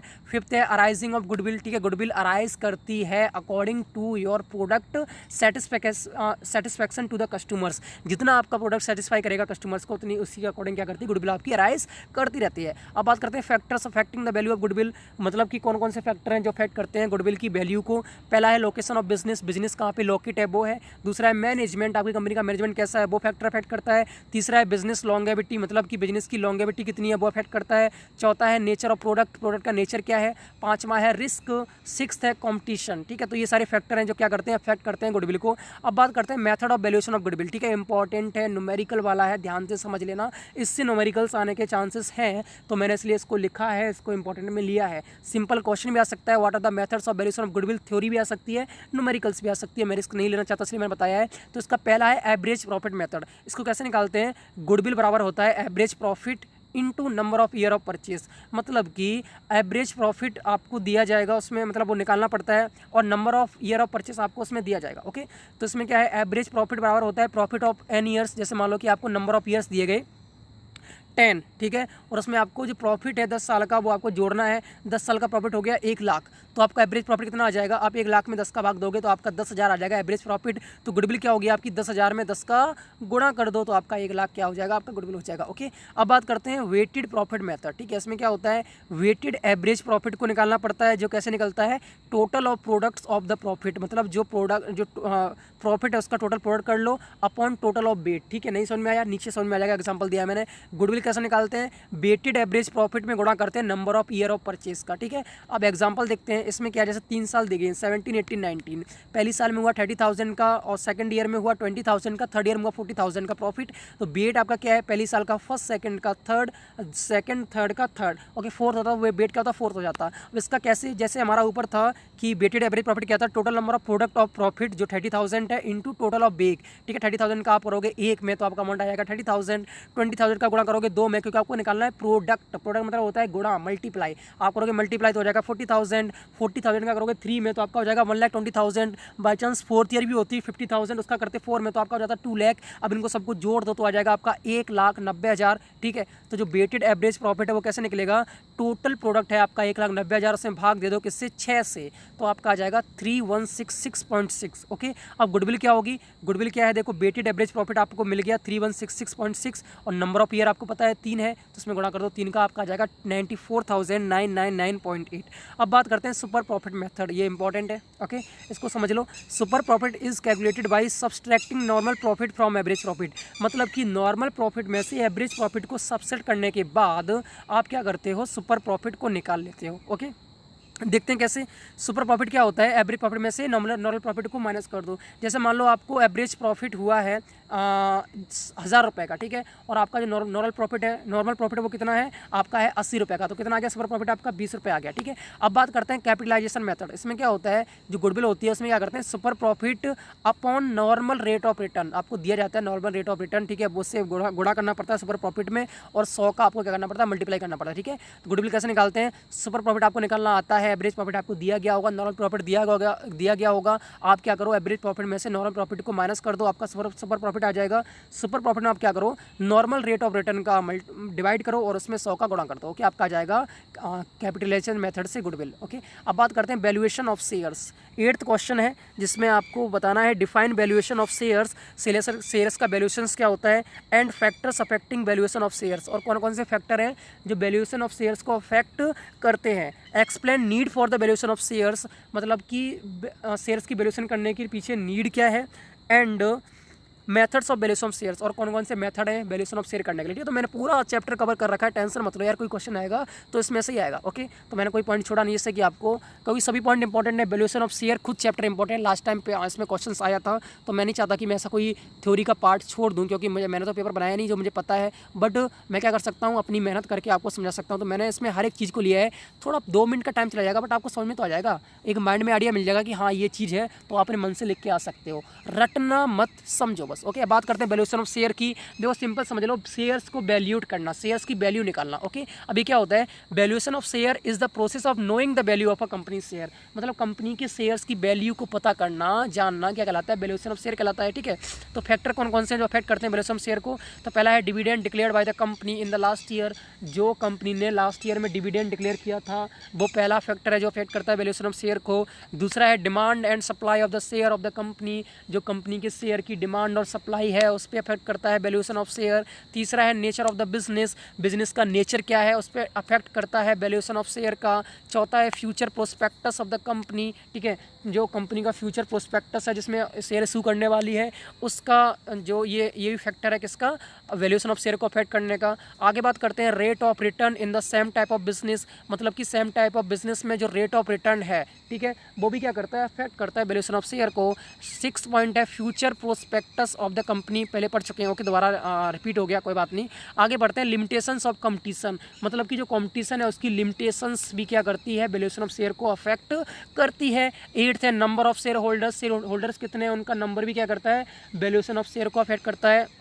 नाइन्थ है management of the company, company का मैनेजमेंट भी क्या करता है, वैल्यूएशन ऑफ शेयर को अफेक्ट करता है। 10th है net tangible assets of the company, जो टेंजिबल है जिनको हम टच कर सकते हैं उनकी वैल्यू कितनी है असेट्स की, उस पर भी फ़र्क पड़ता है वैल्यूएशन ऑफ शेयर्स का। ओके, अब बात करते हैं कि इसकी नीड क्या है, मतलब शेयर्स की वैल्यू निकालने की नीड क्या है। तो पहला है फॉर अमलगमेशन एंड रिकंस्ट्रक्शन, मतलब कि कंपनी को अमलगेट करने के लिए, इसका मतलब क्या होता है कि आप किसी दूसरी कंपनी के साथ जुड़ रहे हो। रिकंस्ट्रक्शन क्या होता है, कंपनी को रिकंस्ट्रक्ट करने के लिए। ओके, दोबारा अब इसके ये क्या होते हैं टर्म्स आप आगे समझ लोगे, अभी के लिए मैं इतना ही समझा रहा हूँ कि अमलगमेशन और रिकंस्ट्रक्शन के लिए आपको वैल्यूएशन ऑफ शेयर की करना पड़ता है। दूसरा है eight the time of dissolution, dissolution आपको मैंने पढ़ाया था कंपनी लॉ में, तो डिसोल्यूशन आप जानते हो कि कंपनी को बंद करना, तो जब कंपनी बंद करते हैं तो आपको शेयर को वैल्यूट करना पड़ता है कि शेयर्स का कितनी वैल्यू है। थर्ड है ट्रांसफर ऑफ शेयर्स, जब आप शेयर्स को ट्रांसफ़र करते हो, ठीक है, तो उसमें भी क्या करना पड़ता है आपको शेयर्स की वैल्यू को वैल्यूट करना पड़ता है। ओके, अब बात करते हैं eight the time of taking loans लेते समय भी आपको शेयर्स की वैल्यू को वैल्यूट करना पड़ता है, क्योंकि आपको शो करना पड़ता है कि आपकी कंपनी के पास कितने के वैल्यू के शेयर्स हैं। ओके, अब बात करते हैं eight the time of conversion, जब आप कन्वर्जन करते हो शेयर्स को किसी भी चीज़ को शेयर्स में, ठीक है, तो आपको वैल्यूएशन करना पड़ता है। शेयर्स ऑफ प्राइवेट कंपनीज़ के शेयर्स को जब आप शेयर्स को खरीदते हो या उनको देते हो तो उसमें वैल्यूएशन करना पड़ता है। For declaring the net value of asset, मतलब कि जो असेट्स हैं उनकी नेट वैल्यू को डिक्लेयर करने के लिए भी आपको शेयर्स का वैल्यूएशन करना पड़ता है। ओके, असेट्स के आपके शेयर्स असेट्स हैं, ओके, तो उनको मतलब कि वैल्यूट करना पड़ता है। फिर है for determination of gift and wealth tax, ठीक है, तो जो गिफ्ट और वेल्थ से जो टैक्स लगता है उसको डिटरमाइन करने के लिए आपको क्या करना पड़ेगा, गिफ्ट एंड वेल्थ टैक्स होता है, ठीक है, उसको डिटरमाइन करने के लिए आपको क्या करना पड़ता है, वैल्यूएशन करना पड़ता है शेयर्स का। अब बात करते हैं methods of valuation of shares, मतलब कौन कौन से मेथड हैं जिनसे हम शेयर्स का वैल्यूएशन करते हैं।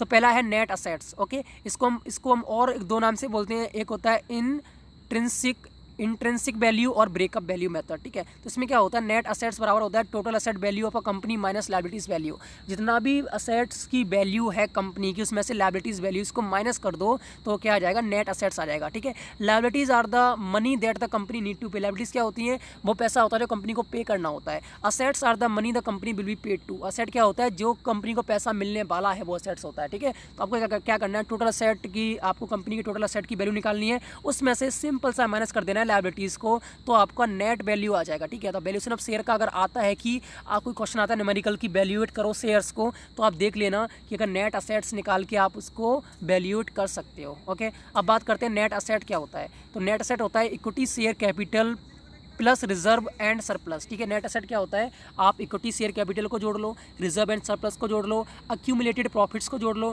Profit on revaluation of assets को जोड़ लो, उसमें से माइनस कर दो क्या, लायबिलिटीज़, जैसे accumulated loss minus preliminary expenses, तो आपका नेट असेट आ जाएगा। ओके, अब बात करते हैं वैल्यू ऑफ शेयर कैसे निकालते हैं। तो वैल्यू ऑफ नेट असेट में डिवाइड दे दो नंबर ऑफ इक्विटी शेयर्स का, तो आपकी वैल्यू ऑफ शेयर आ जाएगी, ठीक है। अगर क्वेश्चन आता है कि वैल्यूएशन करो शेयर्स का नेट प्रॉफिट मेथड से, तो आप क्या करोगे, पहले नेट प्रॉफिट निकालोगे। नेट प्रॉफिट कैसे निकालोगे, आप क्या करोगे, इक्विटी शेयर कैपिटल दी गई होगी इसको जोड़ लो, किसमें, रिजर्व एंड सरप्लस में, फिर इसमें प्लस कर लो एक्यूमुलेटेड प्रॉफिट्स को, और उसमें प्लस कर लो profits on revolution of asset, ठीक है, उसमें से माइनस कर दो एक्यूमुलेटेड लॉस को और प्रीलिमिनरी एक्सपेंसेस को, आपका नेट असेट आ जाएगा। अब इसका शेयर का वैल्यू कैसे करनी है, वैल्यू ऑफ नेट असेट जो आपको मिली है उसमें से डिवाइड कर दो नंबर ऑफ इक्विटी शेयर, जितने शेयर्स हैं उसको डिवाइड कर दो, आपकी वैल्यू ऑफ शेयर आ जाएगा, ठीक है। तो ये भी एक न्यूमेरिकल है आपका, जब ये टॉपिक इंपॉर्टेंट है तो उसका न्यूमेरिकल भी इंपॉर्टेंट हो सकता है, क्योंकि अगर लास्ट टाइम इसको पूरा 20 मार्क्स का दिया गया था तो मैं सोचता हूँ कि इससे न्यूमेरिकल आ सकता है। अब बात करते हैं डिविडेंड यील्ड मेथड क्या होता है। The dividend yield is a financial ratio that measures the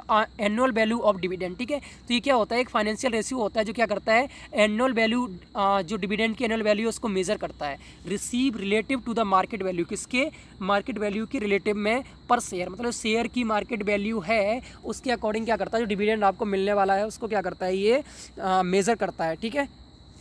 अब बात करते हैं dividend yield formula calculate the percentage of a companies market price of a share, मतलब कंपनीज के जो शेयर्स हैं उनका मार्केट प्राइस क्या है उसका परसेंटेज को ये कैलकुलेट करता है, और जो शेयर होल्डर को पे करना है किस फॉर्म में, डिविडेंड के फॉर्म में। ओके, अब बात करते हैं वैल्यू ऑफ शेयर कैसे निकालते हैं इससे। तो एक्सपेक्टेड रेट ऑफ डिविडेंड, मतलब एक्सपेक्टेड रेट क्या होता है डिविडेंड का, उसमें भाग देते हैं नॉर्मल रेट ऑफ डिविडेंड, ठीक है। नॉर्मल रेट ऑफ डिविडेंड आपको दिया जाता है, एक्सपेक्टेड रेट कैसे निकालना बताएंगे, और उसमें गुणा कैसे करते हैं paid up value of share, मतलब जो शेयर की पेड अप वैल्यू है उससे मल्टीप्लाई करते हैं। ठीक है, तो फिर समझ लो वैल्यू ऑफ शेयर कैसे निकालते हैं। एक्सपेक्टेड रेट ऑफ डिविडेंड में आप डिवाइड करते हो नॉर्मल रेट ऑफ डिविडेंड का और उससे मल्टीप्लाई करते हैं किससे, paid up value of share से।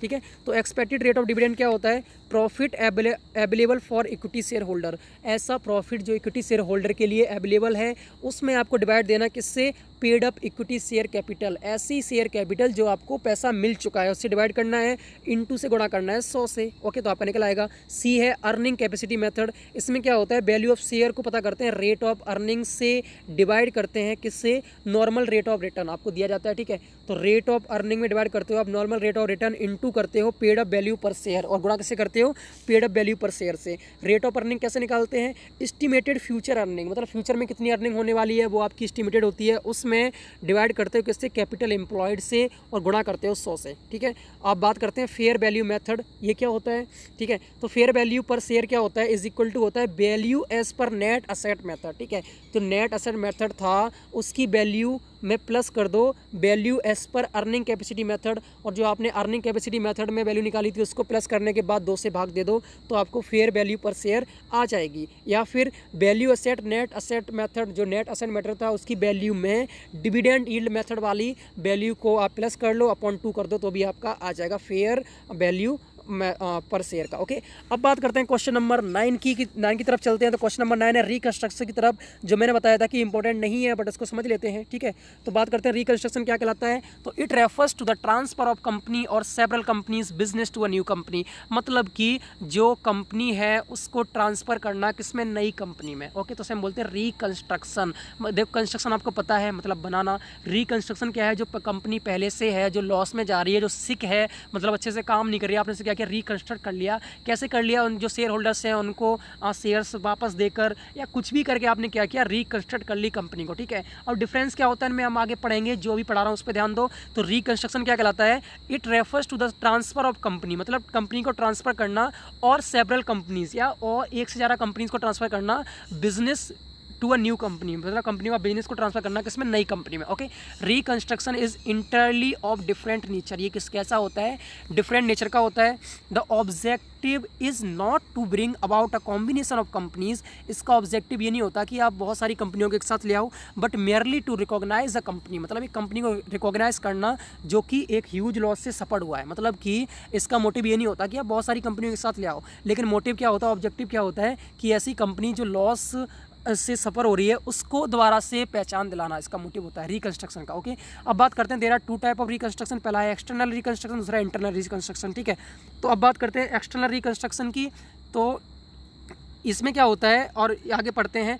तो जो इंटरनल रिकंस्ट्रक्शन ये इंपॉर्टेंट है। ओके, एक्सटर्नल रिकंस्ट्रक्शन और इंटरनल रिकंस्ट्रक्शन मतलब होता है, एक्सटर्नल मतलब होता है कि बाहर की कंपनी आपको क्या कर रही है, जो बाहर का मैनेजमेंट है दूसरी कंपनी क्या कर रही है, आपकी कंपनी को रिकंस्ट्रक्ट कर रही है, तो वो एक्सटर्नल हो गया। इंटरनल क्या होता है कि कंपनी के अंदर के लोग ही जो गलतियाँ की हैं उनको सुधार कर क्या कर रहे हैं, कंपनी को दोबारा से खड़ा कर रहे हैं, दोबारा से रिकॉग्नाइज करना चाह रहे हैं, तो इंटरनल हो गया। ठीक है, तो इंटरनल रिकंस्ट्रक्शन इंपॉर्टेंट था, इसके मैंने ऑब्जेक्टिव्स और वो सारी चीज़ें आपको बताई हैं। तो मीनिंग एंड ऑब्जेक्टिव और इंटरनल रिकंस्ट्रक्शन समझते हैं।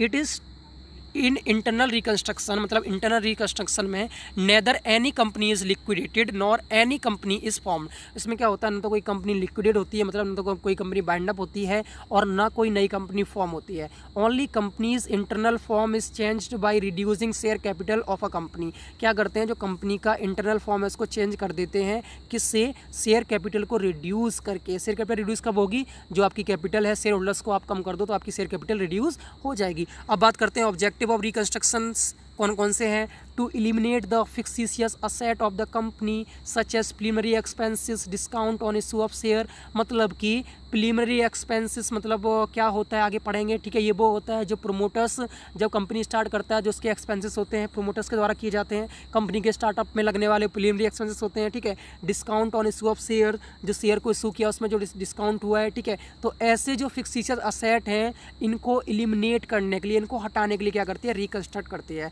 आगे बात करते हैं to reduce the share capital of the company and to bring it to its reach worth, मतलब कि शेयर कैपिटल को रिड्यूस करने के लिए और जो कंपनी की वर्थ है, जो कंपनी की पहचान है, उसको दोबारा बिल्ड करने के लिए क्या करते हैं, रिकंस्ट्रक्शन करते हैं। तीसरा है creating confidence among the share holders, जो शेयर होल्डर्स हैं उनके अंदर कॉन्फिडेंस को क्रिएट करना by providing them fair return on their true investment, मतलब उनको फेयर रिटर्न जो उनका इन्वेस्टमेंट किया है, ठीक है। अब जैसे कंपनी लॉस में है, ओके, और आपने कंपनी लॉस में है तो शेयर होल्डर समझते हैं कि हमें क्या बोलते हैं, हमें मतलब पैसा नहीं मिलने वाला, लेकिन आप क्या करते हो, उनको रिटर्न कर देते हो पैसा, जो जितना उन्होंने इन्वेस्टमेंट किया था उतना पैसा, तो वो उनका जो कॉन्फिडेंस है वो कैसा हो जाता है, क्रिएट हो जाता है, ओके। फोर्थ पॉइंट की बात करते हैं, to present the true and fair view of the company's financial position.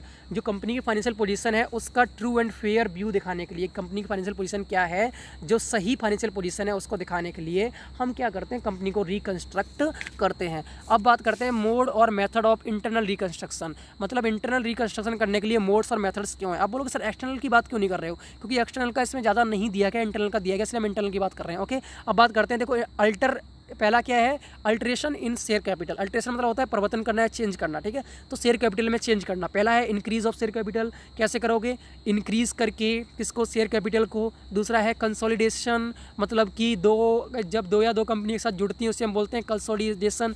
जब दो या दो से अधिक कंपनियां एक साथ शेयर्स को क्या करती हैं, कंसोलिडेट करती हैं, तो उसे हम बोलते हैं कंसोलिडेशन ऑफ शेयर्स, ओके। तीसरा है सम डिवीजन ऑफ शेयर, जो शेयर्स हैं उनका जो पैसा है उसको अलग अलग टाइप्स में बांट दिया, ठीक है, तो उसे बोलते हैं सम डिवीजन ऑफ शेयर्स। चौथा है कैंसिलेशन ऑफ अनइशूड शेयर, ऐसे शेयर जिनको इशू नहीं किया गया उनको क्या कर दिया, कैंसिल कर दिया।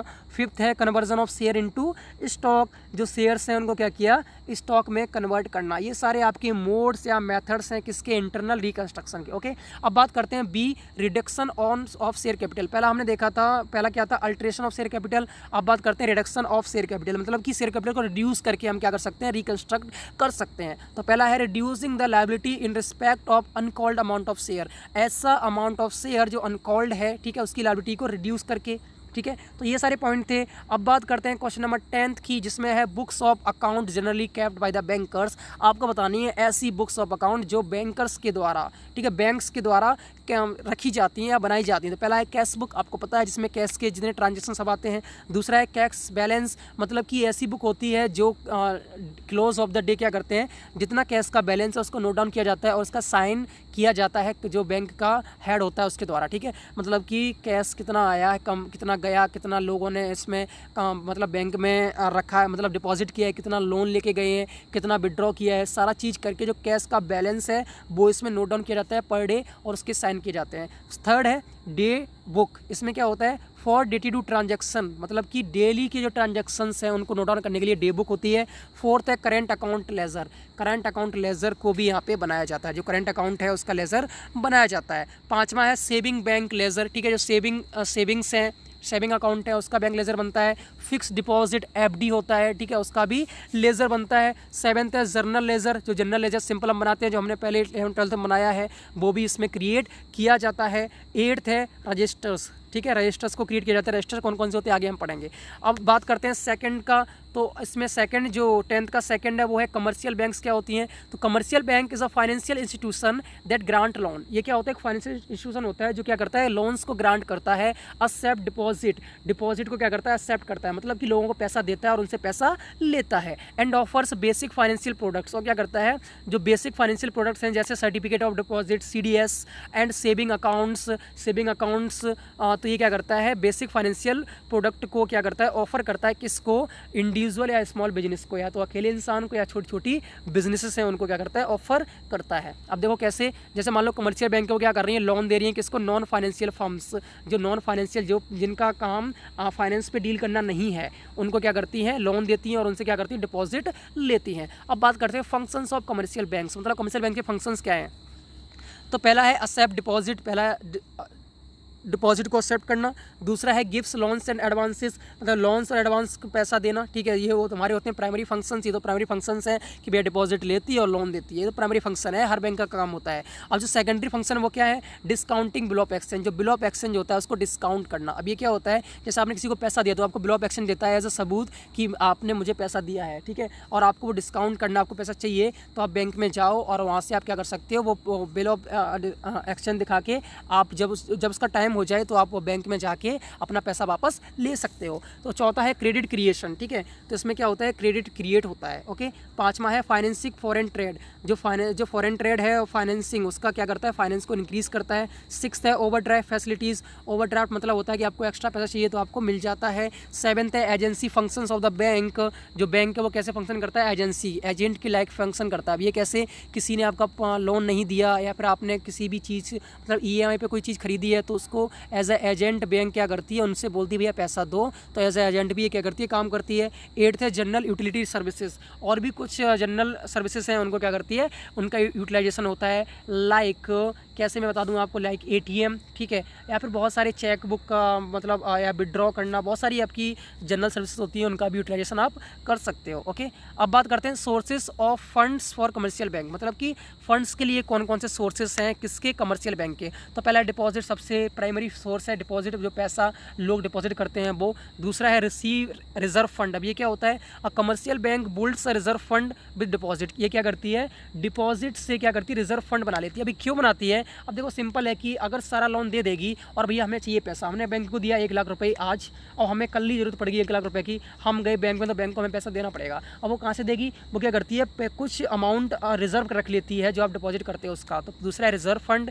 तीसरा है रिटेन्ड अर्निंग, अब ये क्या है, commercial bank collected retained earnings through overdraft fees, जो कमर्शियल बैंक ने आपको ओवरड्राफ्ट एक्स्ट्रा पैसा दिया है उसका, उसमें जो अर्निंग होगी उसको, जो भी मतलब आप उसको क्या करोगे, इंटरेस्ट दोगे, उसे हम बोलते हैं रिटर्न अर्निंग। या फिर लोन्स इंटरेस्ट पेमेंट, जो लोन का इंटरेस्ट मिलता है वो, या सिक्योरिटीज़ एंड बॉन्ड्स। अब इसको रिटेंड क्यों बोला गया है, रिटेंड मीन्स होता है ऐसी अर्निंग जो बैंक के पास रहने वाली है, ठीक है, बैंक के पास क्या रहने वाला है, देखो पैसा किसी और का है, बैंक का खुद का पैसा कुछ नहीं होता, वो अर्न करती है किसी और के पैसे से, और जो लोन देती है वो भी किसी और का पैसा रहता है। तो उसकी जो रिटेंड अर्निंग है वो क्या है, वो ये है कि आपने कोई ओवरड्राफ्ट दिया या फिर कोई लोन दिया उसका इंटरेस्ट, ठीक है, सिक्योरिटी एंड बॉन्ड्स आपने दिए हैं उनका इंटरेस्ट आपका क्या होगा, रिटर्न अर्निंग होगी। अब बात करते हैं शेयर होल्डर्स की कैपिटल, ठीक है, जो शेयर होल्डर्स हैं उन्होंने क्या किया, अपनी कैपिटल इन्वेस्ट की है किस में, बैंक्स में। ओके, तो वो होगी शेयर होल्डर की कैपिटल। पांचवा है बोरोइंग फ्रॉम अदर बैंक्स, या बैंक ने क्या किया, दूसरी बैंकों से बोरो किया है पैसा, तो ये सारे फंड्स होते हैं बैंकिंग के।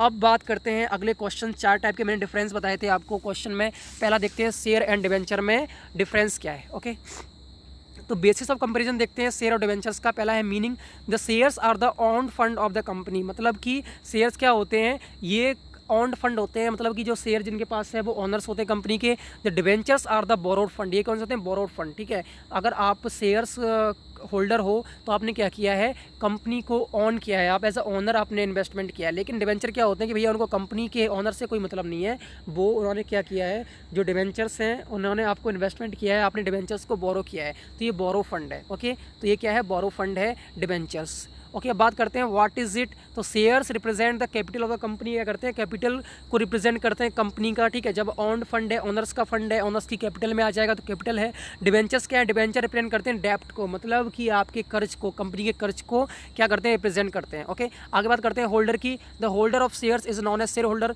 जिसके पास शेयर रहता है वो क्या कहलाता है, शेयर होल्डर कहलाता है। The holder of debentures is known as debenture holder, और जिनके पास डिवेंचर होते हैं वो क्या कहलाते हैं, डिवेंचर होल्डर कहलाते हैं। अब बात करते हैं स्टेटस ऑफ होल्डर्स, जो क्या बोलते हैं, जिनके पास शेयर्स होते हैं उनका स्टेटस क्या होता है कंपनी में, वो होते हैं ओनर्स, क्या होते हैं, ओनर्स, और डिवेंचर वाले क्या होते हैं, क्रेडिटर्स होते हैं। ओके, अब बात करते हैं फॉर्म ऑफ रिटर्न्स। तो share holders get the dividend, share holder को क्या मिलता है, डिविडेंड मिलता है अगर प्रॉफिट होगा तो। लेकिन डिवेंचर होल्डर्स को इंटरेस्ट मिलता है, क्या मिलता है, इंटरेस्ट मिलता है अपना जो जितना उन्होंने इन्वेस्ट किया उसके साथ।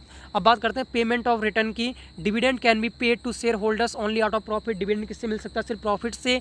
Interest can be paid to debenture holders even if there is no profit, अगर प्रॉफिट नहीं है तब भी डिवेंचर होल्डर्स को इंटरेस्ट मिलेगा ही मिलेगा। अलाउंस, अगर बात करें अलाउंस डिडक्शन की, तो dividend is an appropriation of profit and so it is not allowed as deduction. जो डिविडेंड है, ठीक है, वो क्या है, एप्रोप्रिएशन ऑफ प्रॉफिट है, इसलिए इसमें कोई डिडक्शन नहीं होता। Interest is a business expense, ये क्या है, बिजनेस एक्सपेंस है, and so it is allowed as deduction from profit, इसको प्रॉफिट से डिडक्ट किया जाता है, ठीक है। तो डिविडेंड को प्रॉफिट से डिडक्ट नहीं किया जाता, इंटरेस्ट को प्रॉफिट से डिडक्ट किया जाता है। सिक्योरिटी फॉर पेमेंट की बात करें तो इसमें कोई पेमेंट की सिक्योरिटी नहीं है, किसमें, शेयर्स में, लेकिन डिवेंचर में पेमेंट की सिक्योरिटी है।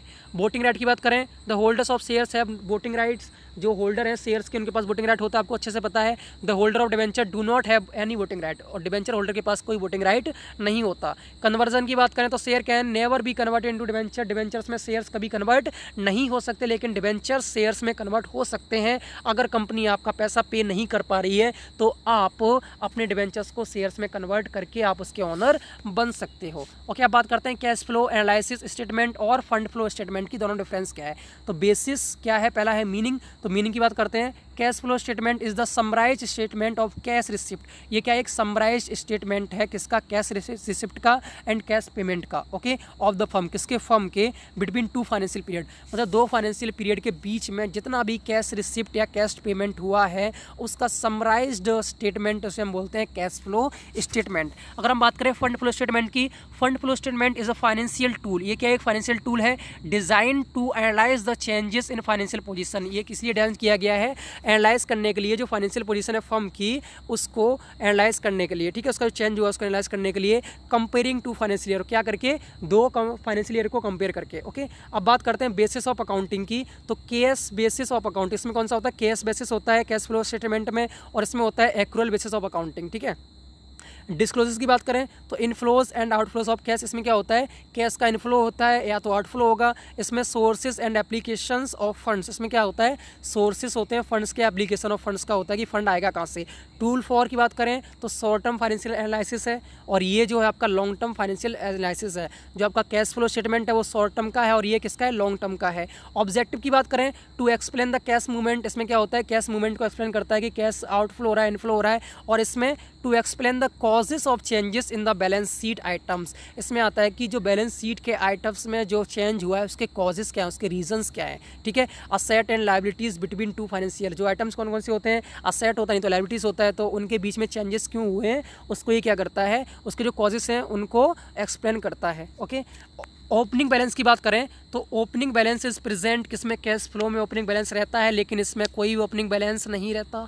पार्ट ऑफ फाइनेंशियल स्टेटमेंट की बात करें तो कैश फ्लो फाइनेंशियल स्टेटमेंट का पार्ट होता है, लेकिन फंड फ्लो स्टेटमेंट नहीं होता। ओके, अब आगे बात करते हैं तीसरा, अमलगमेशन, एब्जॉर्प्शन और रिकंस्ट्रक्शन। अगर समझ में नहीं आया तो अच्छे समझ में आ जाएगा अब। ओके, तो बेसिस पहला है formation, a new company is form. Amalgamation में क्या होता है, नई कंपनी फॉर्म हो जाती है। जैसे मान लो कंपनी ए और कंपनी बी आपस में क्या होगी, अमलगमेट हो गई, तो नई कंपनी फॉर्म हो गई ए बी। ओके, तो अमलगमेशन में क्या होता है कि एक कंपनी दूसरे से अमलगमेट होती है तो एक नई कंपनी फॉर्म हो जाती है। एब्जॉर्प्शन क्या होता है, no new company is form, इसमें कोई नई कंपनी फॉर्म नहीं होती। रिकंस्ट्रक्शन क्या होता है, कंपनी इज रिकंस्ट्रक्टेड, इसमें कंपनी रिकंस्ट्रक्टेड होती है। लिक्विडेशन की बात करें, all the companies which go for amalgamation are liquidated, जितनी भी कंपनी अमलगमेशन के लिए जाती हैं वो सारी लिक्विडेट होती हैं, उनकी वैल्यूएशन हुआ जाता है, ठीक है। एब्जॉर्प्शन की बात करें, the company whose business is purchased by another company goes into liquidation, ऐसी कंपनी जिसका बिजनेस परचेज किया गया किसी और कंपनी के द्वारा,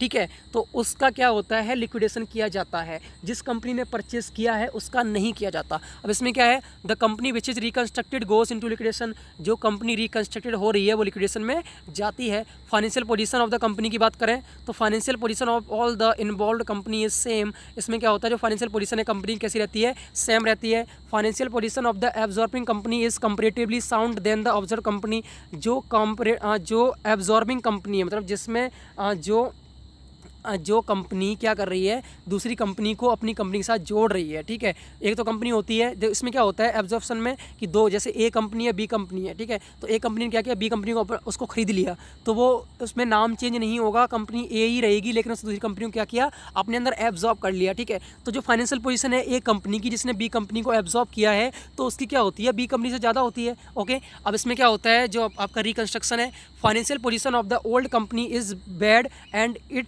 is usually considered as the sick unit, जो ओल्ड कंपनी है जो रिकंस्ट्रक्ट हो रही है उसकी फाइनेंशियल पोजीशन कैसी होती है, बैड होती है, तभी उसे रिकंस्ट्रक्ट किया गया है। अगर फाइनेंशियल पोजीशन अच्छी होती है तो उसको रिकंस्ट्रक्ट नहीं किया जाता। अब बात करते हैं ऑब्जेक्टिव की, to eliminate the competition among the amalgamated companies, ठीक है। इसमें क्या होता है, जो अमलगमेटेड कंपनीज हुई हैं उनकी कंपटीशन को घटाने के लिए, एलिमिनेट करने के लिए, इसमें क्या होता है to expand the business and achieve of economics of large scale production. और एब्जॉर्प्शन कब करते हैं, जब आप अपनी कंपनी का जो बिजनेस है उसको एक्सपेंड करना चाहते हैं, तब आप दूसरी कंपनी को खरीद लेते हैं जो प्रॉफिट में नहीं है। To to write off the accumulate losses, इसमें क्या होता है कि जो एक्यूमुलेट लॉसेस उनको राइट ऑफ करने के लिए, एंड ऑफरिंग, जो ऑफरिंग्स है उनको राइट ऑफ मतलब एक बार उनको हटाने के लिए, ठीक है, और the real worth the business, और बिजनेस की रियल वर्थ पता करने के लिए, ठीक है, किसको, शेयर होल्डर को बताने के लिए हम क्या करते हैं, रिकंस्ट्रक्शन करते हैं। अब बात करते हैं position of shares holders in company, in new company, जो शेयर होल्डर की पोजीशन है वो क्या है। तो share holder of the amalgamated companies become the share holders of the new company, जो अमलगमेटेड कंपनी के शेयर होल्डर्स हैं वो क्या करते हैं, न्यू कंपनी के शेयर होल्डर बन जाते हैं। Share holders of the selling company may become the share holders of the purchasing company, जो कंपनी बेची गई है उसके शेयर होल्डर परचेसिंग कंपनी के शेयर होल्डर्स बन सकते हैं, मतलब बन भी सकते हैं, नहीं भी बन सकते हैं। Most of the share holders of the old company continue to be the share holder of new company, लेकिन रिकंस्ट्रक्शन में क्या होता है, जो पुराने शेयर होल्डर्स हैं उनका कॉन्फिडेंस बढ़ाने के लिए तो रिकंस्ट्रक्शन करते हैं, अब आप उनको हटा तो नहीं सकते, तो most of the share holders same रहते हैं। ओके, अब बात करते हैं हम कंपनी एंड पार्टनरशिप की, ठीक है, डिफरेंस की। आई थिंक ये लास्ट डिफरेंस है, इसको समझ लेते हैं। तो मीनिंग है when 2 or more persons agree to carry on a business and share the profits and losses mutually, it is known as partnership, ठीक है।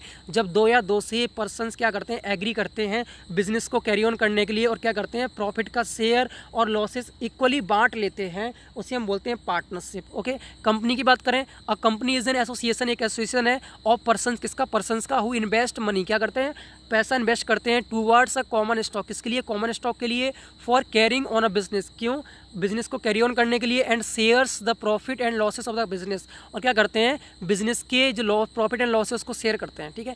गवर्निंग एक्ट की बात करें, इंडियन एक्ट पार्टनरशिप एक्ट 1932 के अंडर ये गवर्न होता है, ठीक है, और ये इंडियन कंपनीज एक्ट 2013 के अंतर्गत क्या होता है, गवर्न होता है। हाउ इट इज़ क्रिएटेड, अगर बात करें कैसे क्रिएट होता है, तो partnership firm is created by mutual agreement between the partners, partners ने एग्रीमेंट कर लिया अपना, उसमें क्या हुआ, क्रिएट हो गया। लेकिन company is created by incorporation under the companies act, लेकिन कंपनी को कंपनी एक्ट के अंडर कॉर्पोरेट करना पड़ता है, रजिस्टर्ड करना पड़ता है।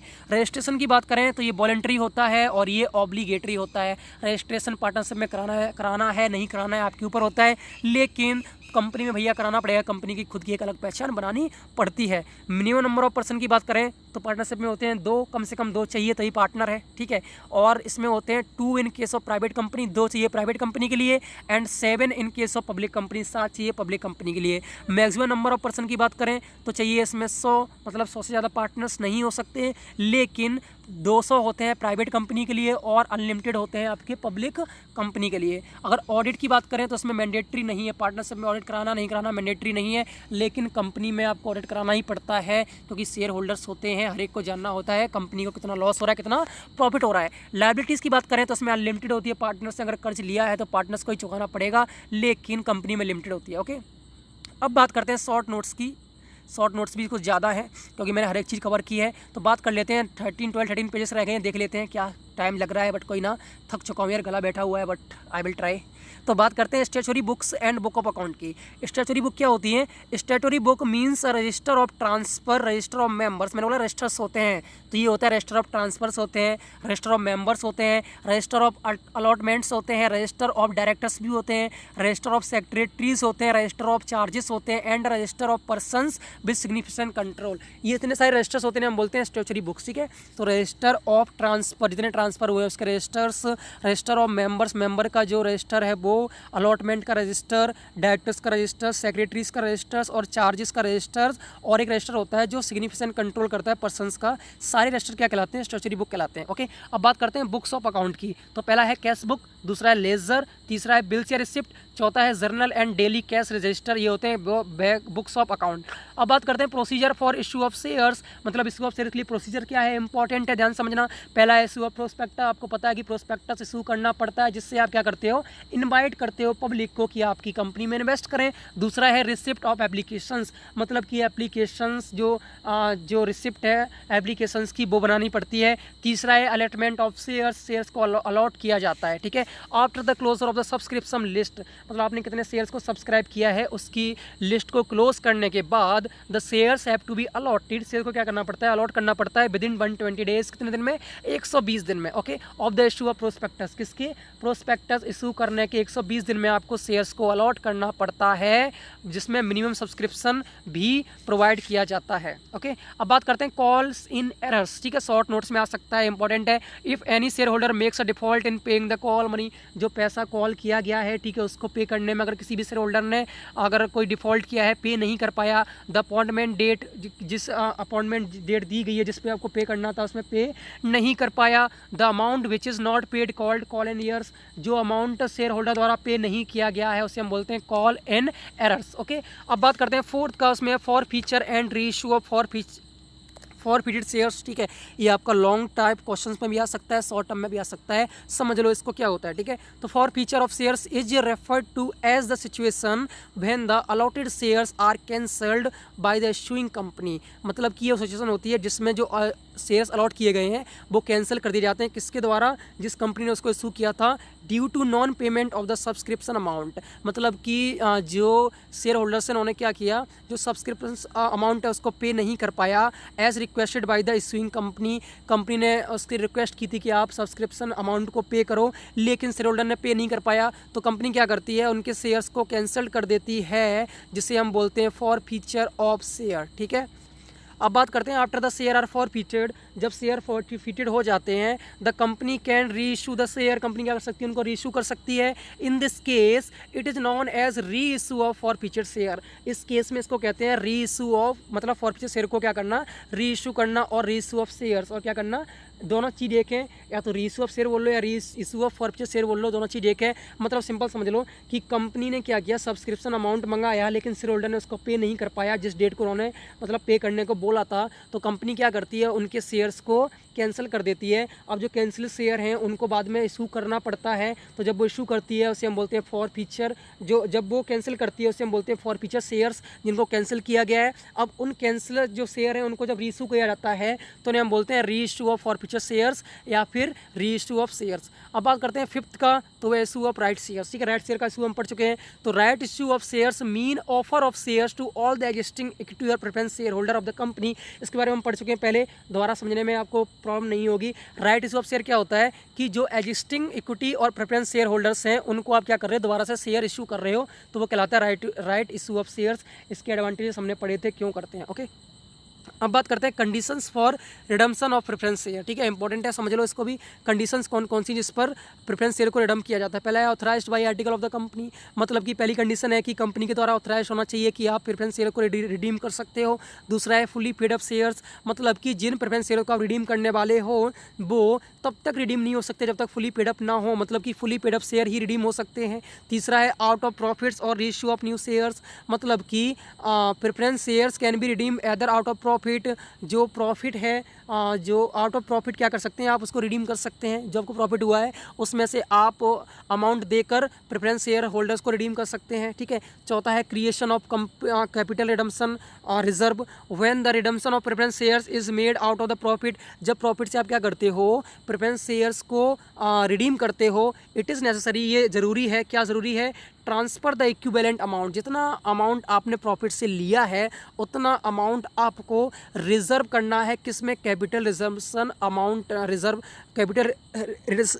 कैपिटल रिडम्पशन रिजर्व में आपको उतना ट्रांसफ़र करना पड़ता है। फिफ्थ है use of capital redemption reserve. ठीक है, तो कैपिटल रिडम्पशन रिजर्व का यूज़ कैसे करते हैं, capital redemption reserve can be used for issuing fully paid bonus shares to the share holder. ठीक है, जो फुली पेड बोनस शेयर्स होते हैं, बोनस शेयर क्या होते हैं आगे पढ़ेंगे। ठीक है, तो बोनस शेयर होते हैं जो फुली पेड होते हैं, उनको इशू करने के लिए कैपिटल रिडम्पशन रिजर्व का यूज़ होता है, किसको इशू किया जाता है, शेयर होल्डर्स को। ठीक है, सिक्स पॉइंट की बात करें तो है टाइम पीरियड ऑफ रिडम्पशन, मतलब कि if the redemption of shares is done through issue of new shares, redemption किया जाता है न्यू शेयर्स को इशू करके, then it should be done within 1 month of the issue of new shares, तो इसको redeem करना चाहिए कब, विद इन 1 मंथ, मतलब कि आपको प्रेफरेंस शेयर रिडीम करने हैं तो आपके पास पैसा नहीं है, आपने क्या किया, न्यू शेयर को इशू कर दिया, आपके पास पैसा आ गया। ठीक है, और जब आप ऐसा कुछ करते हो तो 1 महीने के अंदर आपको शेयर्स को रिडीम करना पड़ेगा। आगे बात करते हैं प्रीमियम ऑन रिडम्पशन, मतलब रिडम्पशन पे आप प्रीमियम देते हैं, तो any premium on redemption preference shares should be provided either from securities premium, मतलब कि जो भी आप रिडम्पशन में प्रीमियम दे रहे हो तो उसमें या तो आप दो किससे, सिक्योरिटी प्रीमियम से और फ्रॉम द रेवेन्यू प्रॉफिट, और किससे, रेवेन्यू प्रॉफिट से और कैपिटल प्रॉफिट एक्चुअली रियलाइज्ड, ठीक है, या फिर कैपिटल प्रॉफिट से आपको क्या करना है, प्रीमियम देना है किस पे, रिडम्पशन पे। अब बात करते हैं 7th पॉइंट की, तो है इशू ऑफ बोनस शेयर, मतलब कि बोनस शेयर को कब इशू करते हैं, अभी हमने पढ़ा था बोनस शेयर, ठीक है। अब बात करते हैं इसके बारे में। तो bonus shares are an additional number of shares, ये क्या होता है, एडिशनल नंबर होता है शेयर्स का, गिवन बाय द कंपनी, किसके द्वारा दिया जाता है, कंपनी द्वारा दिया जाता है, to its existing share holder, किसको दिया जाता है, एग्जिस्टिंग शेयर होल्डर को दिया जाता है एज बोनस, किस कैसे, बोनस में, मतलब बोनस क्या है, एक एडिशनल नंबर ऑफ शेयर्स हैं, अलग से शेयर्स दिए जाते हैं किसको, कंपनी के द्वारा, किसको, जो उसके एग्जिस्टिंग शेयर होल्डर्स हैं, मतलब क्यों दिए जाते हैं, एज अ बोनस दिया जाता है, when they are not in the position to pay a dividend, जब वो डिविडेंड पे करने की पोजीशन में नहीं होते, मतलब शेयर होल्डर को डिविडेंड पे करने की पोजीशन में जब वो नहीं होते हैं, तब वो क्या करते हैं, इन शेयर होल्डर्स को शेयर्स ही दे देते हैं, शेयर इशू कर देते हैं एज अ बोनस, कि आप शेयर्स ले लीजिए, हम आपको डिविडेंड पे करने की कंडीशन में नहीं हैं। ओके, अब बात करते हैं 7th पॉइंट का, तो है sinking fund method of redemption of debentures, मतलब रिडम्पशन ऑफ डिवेंचर्स का एक मेथड है सिंकिंग फंड मेथड, इसको देख लेते हैं क्या है। A sinking fund also known as debenture redemption, मतलब सिंकिंग फंड क्या कहलाता है, डिवेंचर रिडम्पशन भी कहलाता है, is a fund created by appropriating some profit annually for the purpose of redemption of debentures at the time of their maturity, मतलब कि fund क्या किया जाता है, अप्रोप्रिएट प्रॉफिट से निकाल के रख लिया जाता है, जो कि रिडम्पशन ऑफ डिवेंचर्स के लिए रखा जाता है, जब उनकी मैच्योरिटी आ जाएगी तब, मतलब कंपनी क्या करती है, प्रॉफिट में से फंड निकाल लेती है, जैसे हमने देखा था अभी जो रिडम्पशन रिजर्व था, अभी हमने पढ़ा था आगे, जिसमें क्या करते हैं, प्रॉफिट में से फंड निकाल के रख लेते हैं, ठीक है। तो उसमें भी क्या होता है कि प्रॉफिट में से फंड निकाल के रख लिया जाता है, क्यों रखा जाता है, उसका पर्पस होता है कि डिवेंचर्स को रिडीम करने के लिए जब उनकी मैच्योरिटी डेट आ जाएगी। ओके, तो इसे हम बोलते हैं सिंकिंग फंड मेथड। ओके, अब बात करते हैं special features of profit and loss account की, मतलब प्रॉफिट एंड लॉस अकाउंट के स्पेशल फीचर्स क्या है। तो पहला है, it is not necessary to prepare a trading account showing gross profit, profit and loss account में पहले हम पढ़ चुके हैं, फिर दोबारा समझ लो इनको, प्रॉफिट एंड लॉस अकाउंट में ट्रेडिंग अकाउंट को बनाना नेसेसरी नहीं है। दूसरा है, made on the last day of an accounting year, मतलब अकाउंटिंग ईयर के लास्ट डे पे बनाया जाता है। तीसरा है, the second stage of the final account is the profit and loss account, जो सेकंड स्टेज है फाइनल अकाउंट की वो क्या है, प्रॉफिट एंड लॉस अकाउंट है। चौथा है, only indirect expenses profit are shown, मतलब जो इनडायरेक्ट एक्सपेंसेस हैं एंड जो प्रॉफिट है वो ही दिखाए जाते हैं। 10th की बात करें तो इसमें है प्रीलिमिनरी एक्सपेंसेस, ठीक है, तो हम पहले देख चुके हैं ये कौन से होते हैं। तो प्रीलिमिनरी से समझ लो प्राइमरी एक्सपेंसेस, प्राइमरी मतलब जब स्टार्टिंग की थी बिजनेस की, ठीक है। तो preliminary expenses are expenses which the promoters of a company, जो प्रोमोटर्स होते हैं कंपनी के, प्रोमोटर्स क्या होते हैं, कंपनी लॉ मैंने पढ़ाया था, अगर आपको याद नहीं बता देता हूँ, कि ऐसे लोग जो कंपनी के स्टार्टअप में सहयोग करते हैं, कंपनी को शुरुआत करने में, कंपनी के बारे में सोचने में, प्रोडक्ट के बारे में सोचने में, कौन सी जगह पर कंपनी खोलनी है, वो सारे प्रोमोटर्स होते हैं, ठीक है। उनके द्वारा जो एक्सपेंसेस किए जाते हैं, incurs eight the time of incorporating of the company, जब कंपनी क्या होती है, इनकॉर्पोरेट होती है, रजिस्टर्ड होती है, तो कुछ एक्सपेंस करते हैं, ठीक है, तो उन्हें हम बोलते हैं प्रीलिमिनरी एक्सपेंसेस। हवा चल रही है, तेज़ सा डिस्टर्बेंस हो रहा होगा, बट कोई ना, करना तो पड़ेगा यार, थक चुका हूँ मैं, बट लगा हूँ, आप भी लग रहे हैं ना पढ़ने के लिए, ठीक है। 11th की बात करें तो इंपॉर्टेंट टर्म्स इन अमलगमेशन हमने देखा था, जब दो कंपनियाँ एक साथ मिलके तीसरी कंपनी फॉर्म करती है, उसे हम बोलते हैं अमलगमेशन। इसके इंपॉर्टेंट टर्म्स क्या क्या हैं, तो पहला है ट्रांसफर कंपनी, तो पहला होता है ट्रांसफर कंपनी, ठीक है। Transfer company means the company which is amalgamated into other company, transfer company वो होती है दूसरी कंपनी के साथ मिल गई है, ओके, अमलगमेट की है। दूसरा है ट्रांसफरी कंपनी, ट्रांसफरी कंपनी क्या होती है, it is a company in which the transfer company amalgamate, ये वो कंपनी होती है जिसके साथ ट्रांसफर कंपनी क्या हुई है, मिली हुई है, ठीक है। दो कंपनियाँ, एक कंपनी दूसरे के साथ मिल गई है और एक कंपनी दूसरे को मिलाया है, जो कंपनी दूसरे के साथ मिली है, जैसे ए मिल गई बी के साथ, ठीक है, तो ए क्या है, ट्रांसफर है, और बी ने ए को अपने साथ मिलाया है, तो बी क्या है, ट्रांसफ्री है। ओके, समझ में आ गया। तीसरे की बात करें तो इसमें अमलगमेशन, ठीक है, अमलगमेशन मतलब होता है मिक्सचर, मतलब सम्मिलित होना। तो इसका पहला पॉइंट है amalgamation in the nature of merger, important है, लास्ट टाइम आया था, ठीक है। और तो इसको समझ लेना क्या है amalgamation in the nature of merger, क्या होता है, amalgamation in the nature of merger is an amalgamation that satisfy all the following conditions, मतलब कि जो नीचे कंडीशन दी गई उनको सेटिस्फाई करना चाहिए। तो all the asset and liabilities of the transfer company become after amalgamation the asset and liabilities of the transferee company. कहने का मतलब ये है कि दो कंपनी बताई मैंने, जैसे ए और बी है, बी ए ने क्या किया, मतलब ए कंपनी क्या है, बी के साथ मिलना चाहती है, ठीक है। तो जो ए कंपनी है उसके जितने भी एसेट एंड लायबिलिटीज़ हैं वो ट्रांसफ़र हो जाएंगे किसके पास, बी के पास, जब वो अमलगमेट हो जाएगी बी के साथ। बस यही कहता है कौन, amalgamation in the nature of merger. Second की बात करें तो सेकंड है amalgamation in the nature of purchase. Okay, इसमें क्या है, when the asset and liabilities of the company are acquired by another, जब असेट और लायबिलिटीज दूसरी कंपनी के द्वारा एक्वायर्ड के लिए जाते हैं, मतलब वो ले लिए जाते हैं by another and purchase consideration paid by the transfer company. और वो कंपनी क्या करती है, जो ट्रांसफरी कंपनी है उसको जो असेट्स एंड लायबिलिटीज़ ली है, ठीक है, उसका जो पेमेंट है उसको पेड कर देती है, उसे हम बोलते हैं amalgamation in the nature of purchase. Okay, हालत ख़राब हो रखी है मेरी बोलने में। चलो 12th का बात करते हैं। तो ये रियलाइजेशन अकाउंट और बचे हैं 6 7 पढ़ लेते हैं। रियलाइजेशन अकाउंट क्या होता है, in case of amalgamation the transfer company has to bind up its business, मतलब अमलगमेशन करने में जो कंपनी मिक्स हुई है उसको क्या करना पड़ता है, अपना बिजनेस क्या करना पड़ता है, बाइंड अप करना पड़ता है, ठीक है।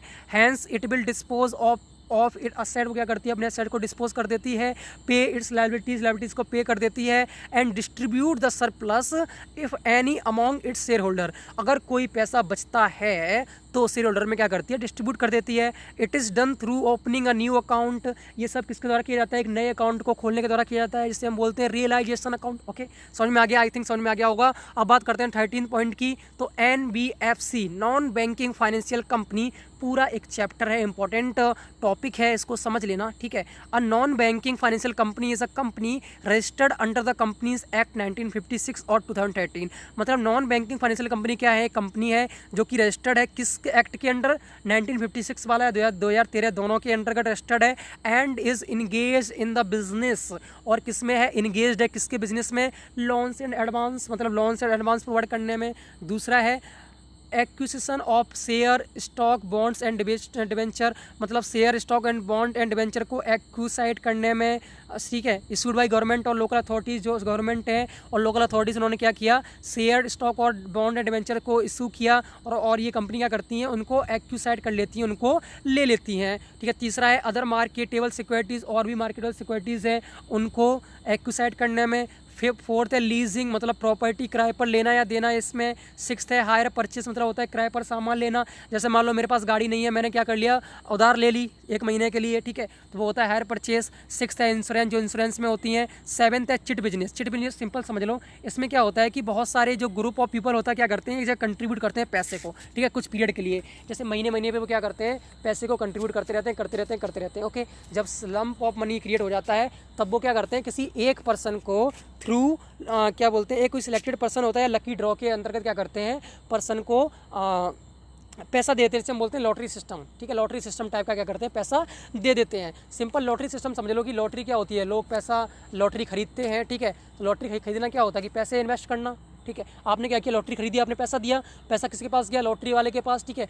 अब जो पैसा इकट्ठा होता है वही तो लॉटरी देती है, अब जो पैसा इकट्ठा हुआ है वो किसी एक पर्सन को मिलने वाला जो लॉटरी जीतता है, तो उसे वही होता है हमारा चिट बिजनेस। ओके, अब बात करते हैं 14 पॉइंट की, तो है slip system of bank book keeping, मतलब जो बैंक बुक कीपिंग उसका स्लिप सिस्टम क्या कहलाता है। ओके, इंपॉर्टेंट है, समझ लो इसको भी।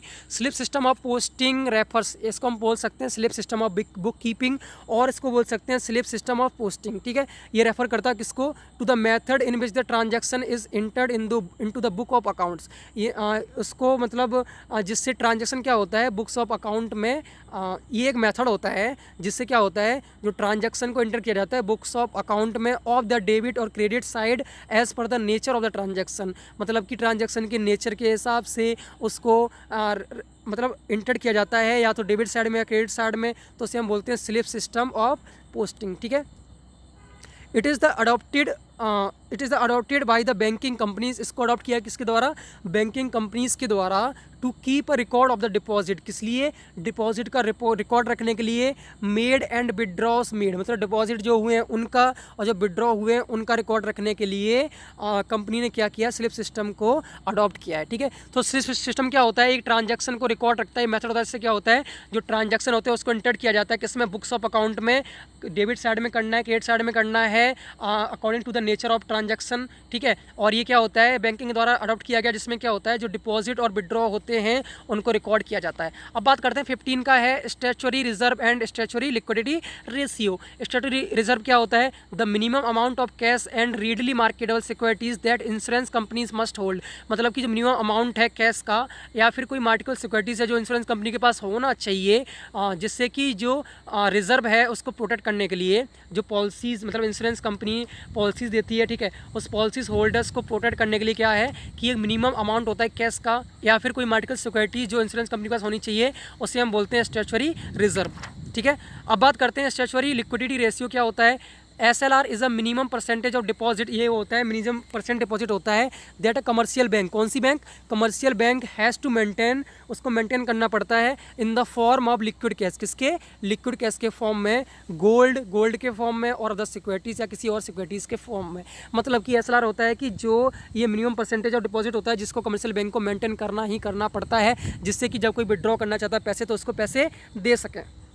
अब बात करते हैं 16 का, reasons for growing non performing assets. मतलब कि जो नॉन परफॉर्मिंग असेट्स हैं, नॉन परफॉर्मिंग असेट क्या है, एक होता है परफॉर्मिंग असेट जो काम कर रहे हैं, ऐसी मशीनरी जो प्रोडक्शन में काम आ रही परफॉर्मिंग हो गई, ऐसी मशीनरी जो काम में नहीं आ रही वो कौन सी होगी, नॉन परफॉर्मिंग होगी, सिंपल है। अब इसके एक्सटर्नल फैक्टर कौन कौन से हैं, इस मतलब कि जो नॉन परफॉर्मिंग असेट्स हैं वो ग्रो क्यों कर रहे हैं, मतलब इतने ज़्यादा क्यों हो रहे हैं, उसके फैक्टर्स क्या है। तो पहला है फेलर ऑफ द एक्टिविटी, मतलब एक्टिविटी का फेलर, दूसरा है वाइल्डफुल डिफॉल्ट्स, ठीक है, तीसरा है नेचुरल कैलेमिटीज़, ठीक है, मतलब कि जो प्राकृतिक कैलेमिटीज़ हैं उनका, चौथा है अनहेल्दी कंपटीशन, ठीक है, पांचवा है इंडस्ट्रियल सिकनेस, इंडस्ट्री को लॉस हुआ है उसका, सिक्स्थ है लैक ऑफ डिमांड की कमी, सेवेंथ है इनइफेक्टिव रिकवरी, ठीक है, मतलब कि उसकी जो रिकवरी है वो अच्छे से नहीं हो पाई तो असेट पड़ा है, एट्थ है गवर्नमेंट पॉलिसी, गवर्नमेंट की पॉलिसीज़ की वजह से क्या है, बिजनेस बंद हो गया और असेट नॉन परफॉर्मिंग है। अब बात करते हैं इंटरनल फैक्टर्स की, तो पहला है डिफेक्टिव लैंडिंग प्रोसेस, ठीक है, जो लैंडिंग प्रोसेस है वो कैसा डिफेक्टिव है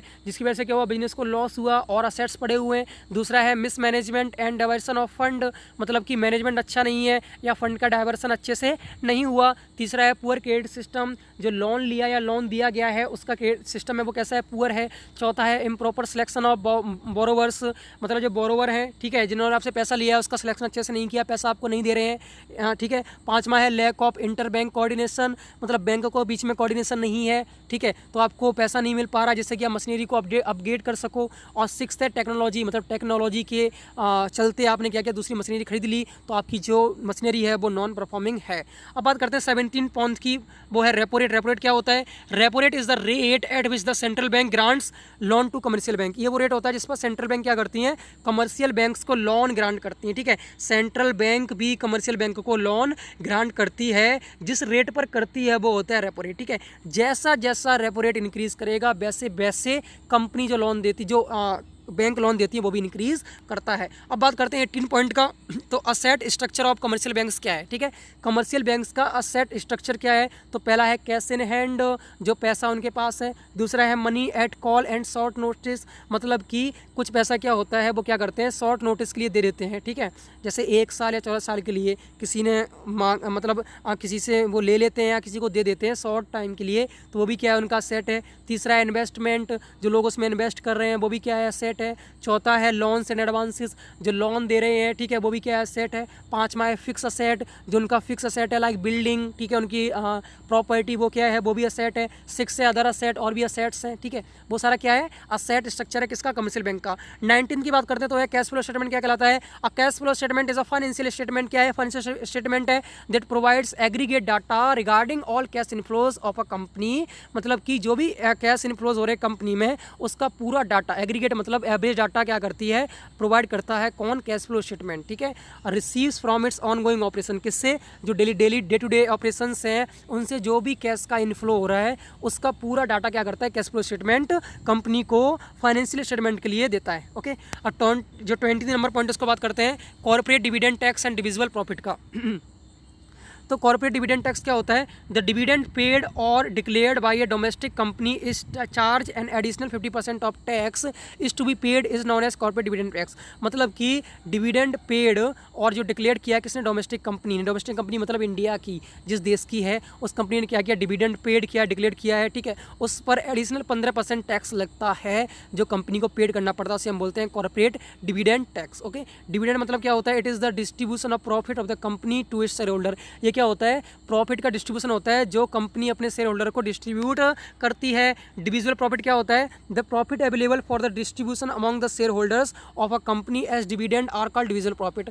ऐसा प्रॉफिट जो अवेलेबल है किसके पास, डिस्ट्रीब्यूशन के लिए, शेयर होल्डर्स को डिस्ट्रीब्यूट करने के लिए प्रॉफिट कंपनी के पास अवेलेबल, उसे हम बोलते हैं डिविडेंड, डिविजिबल प्रॉफिट। ठीक है, अब बात करते हैं 21 जो लास्ट हमारा है किसका, शॉर्ट नोट्स का, उसकी बात कर लेते हैं। तो इसमें है स्टॉक इन्वेस्ट स्कीम। ठीक है, investing in stock means buying share of ownership in a public company. Investing in stock क्या कहलाता है, जो शेयर्स हैं, ठीक है, उनको बाय करना किसके, ओनरशिप के लिए, पब्लिक कंपनी के। Those small shares are known as the company's stock, और वो क्या कहलाते हैं, छोटे शेयर्स कंपनी के स्टॉक कहलाते हैं। And by investing in that stock, और उस स्टॉक में इन्वेस्ट करने से you are hoping the company grows and perform well over the time. जब आप उन स्टॉक में इन्वेस्ट करोगे तो आप ये होप रखते हो कि कंपनी ग्रो करेगी और अच्छे से परफॉर्म करेगी, इसे हम बोलते हैं स्टॉक इन्वेस्ट स्कीम। ओके, अब बात करते हैं प्रैक्टिकल क्वेश्चंस की। जैसे मैंने बताया कि इशू ऑफ शेयर से क्वेश्चंस आ रहे हैं, पहले बार भी आया था, आपका असाइनमेंट में भी, इसमें भी आने के चांस है। ठीक है,